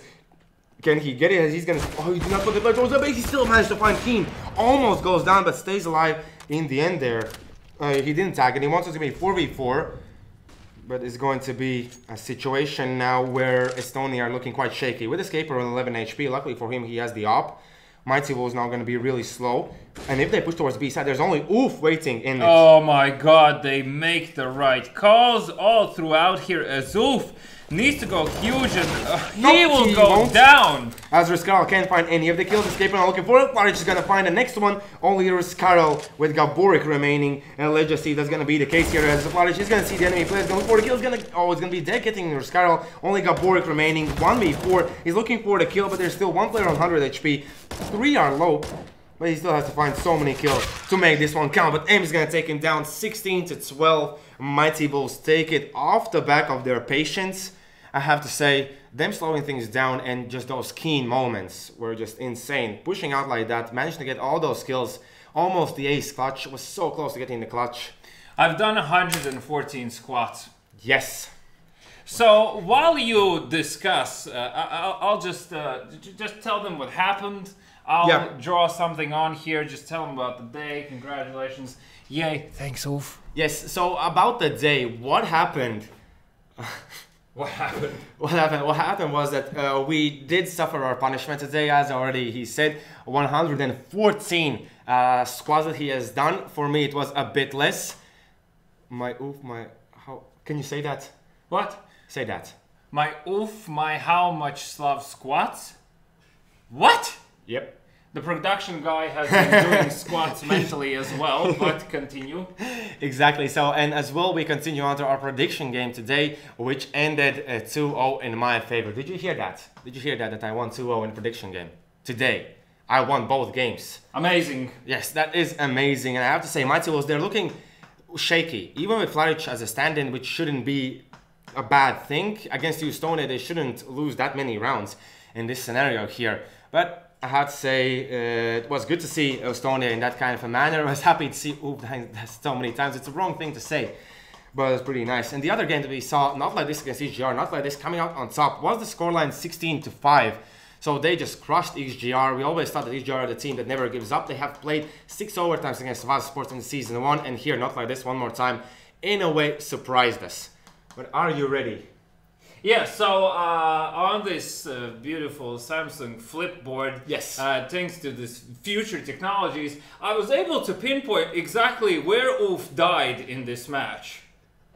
It's pretty hard to see, but basically he died a few times in the B site. Like you can see there's 1, 2, 3, 4, 5, 6, 7, 8, 9, 10, 11, 12, 13, 14, 15, and somewhere in total it should be 69 times that I've done squats, meaning that he has died 23 times.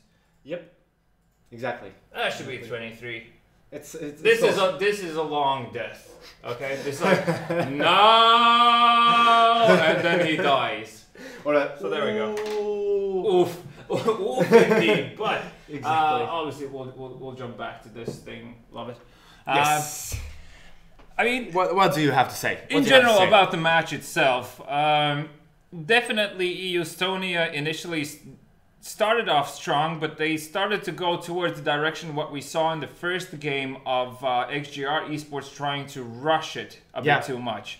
So like they didn't show much interest towards middle at all throughout. I mean, there was attention towards it a few times, but pretty much they were just trying to see if they can some sort of like come out in upper hand of throwing sort of Mighty Wolves off guard with their pace. Well, that was quite unfortunate. That didn't really work out. I mean, hitting the same bomb site a few times in a row is great, and I actually like that they did it also in the first buy round. I think it's a great idea. Unfortunately, if I remember correctly, that didn't work out for them. Yes, the Mighty Wolves did defuse the bomb, so it was a retake. So they still managed to take the side, but they couldn't hold it. Yeah, they couldn't hold it. So perhaps a bit more extra work is required in that sector. Also, second thing, I mean, for Mighty Wolves, when they were on the terrorist side and started to struggle a few times, it was pretty much also the same scenario. They felt the pace.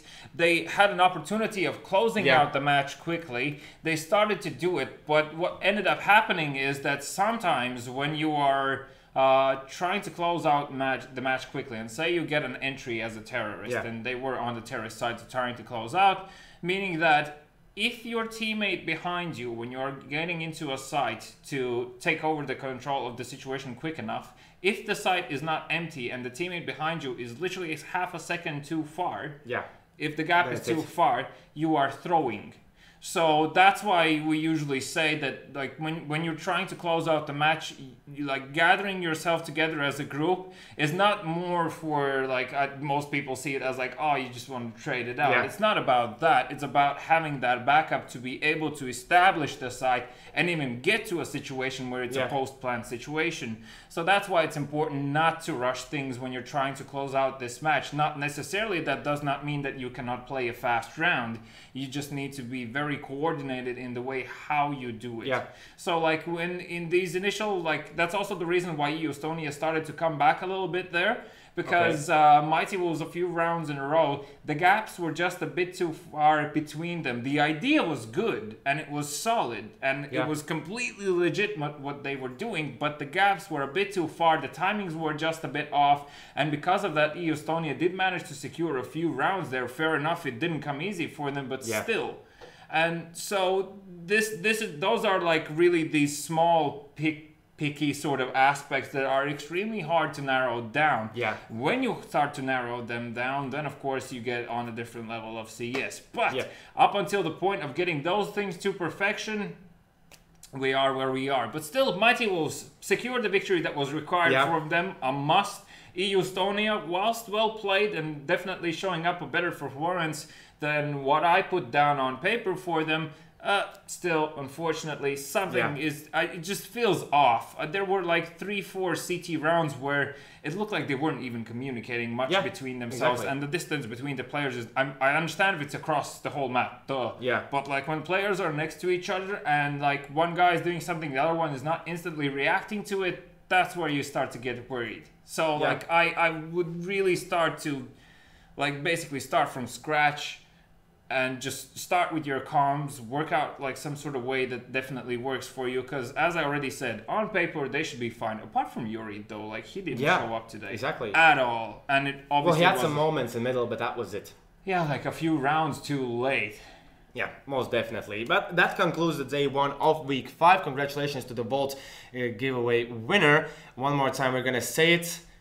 We love. Oh yeah, sure. Why not?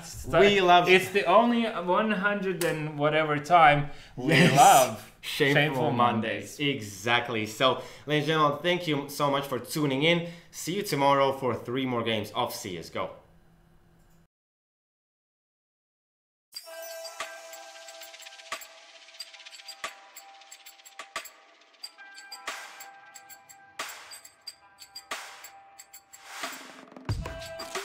You can take your time.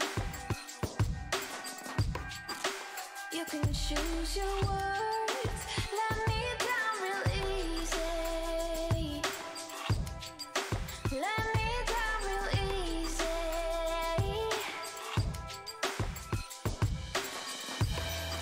Well, I'm doing just fine, because I caught your lies. You say baby, now that I am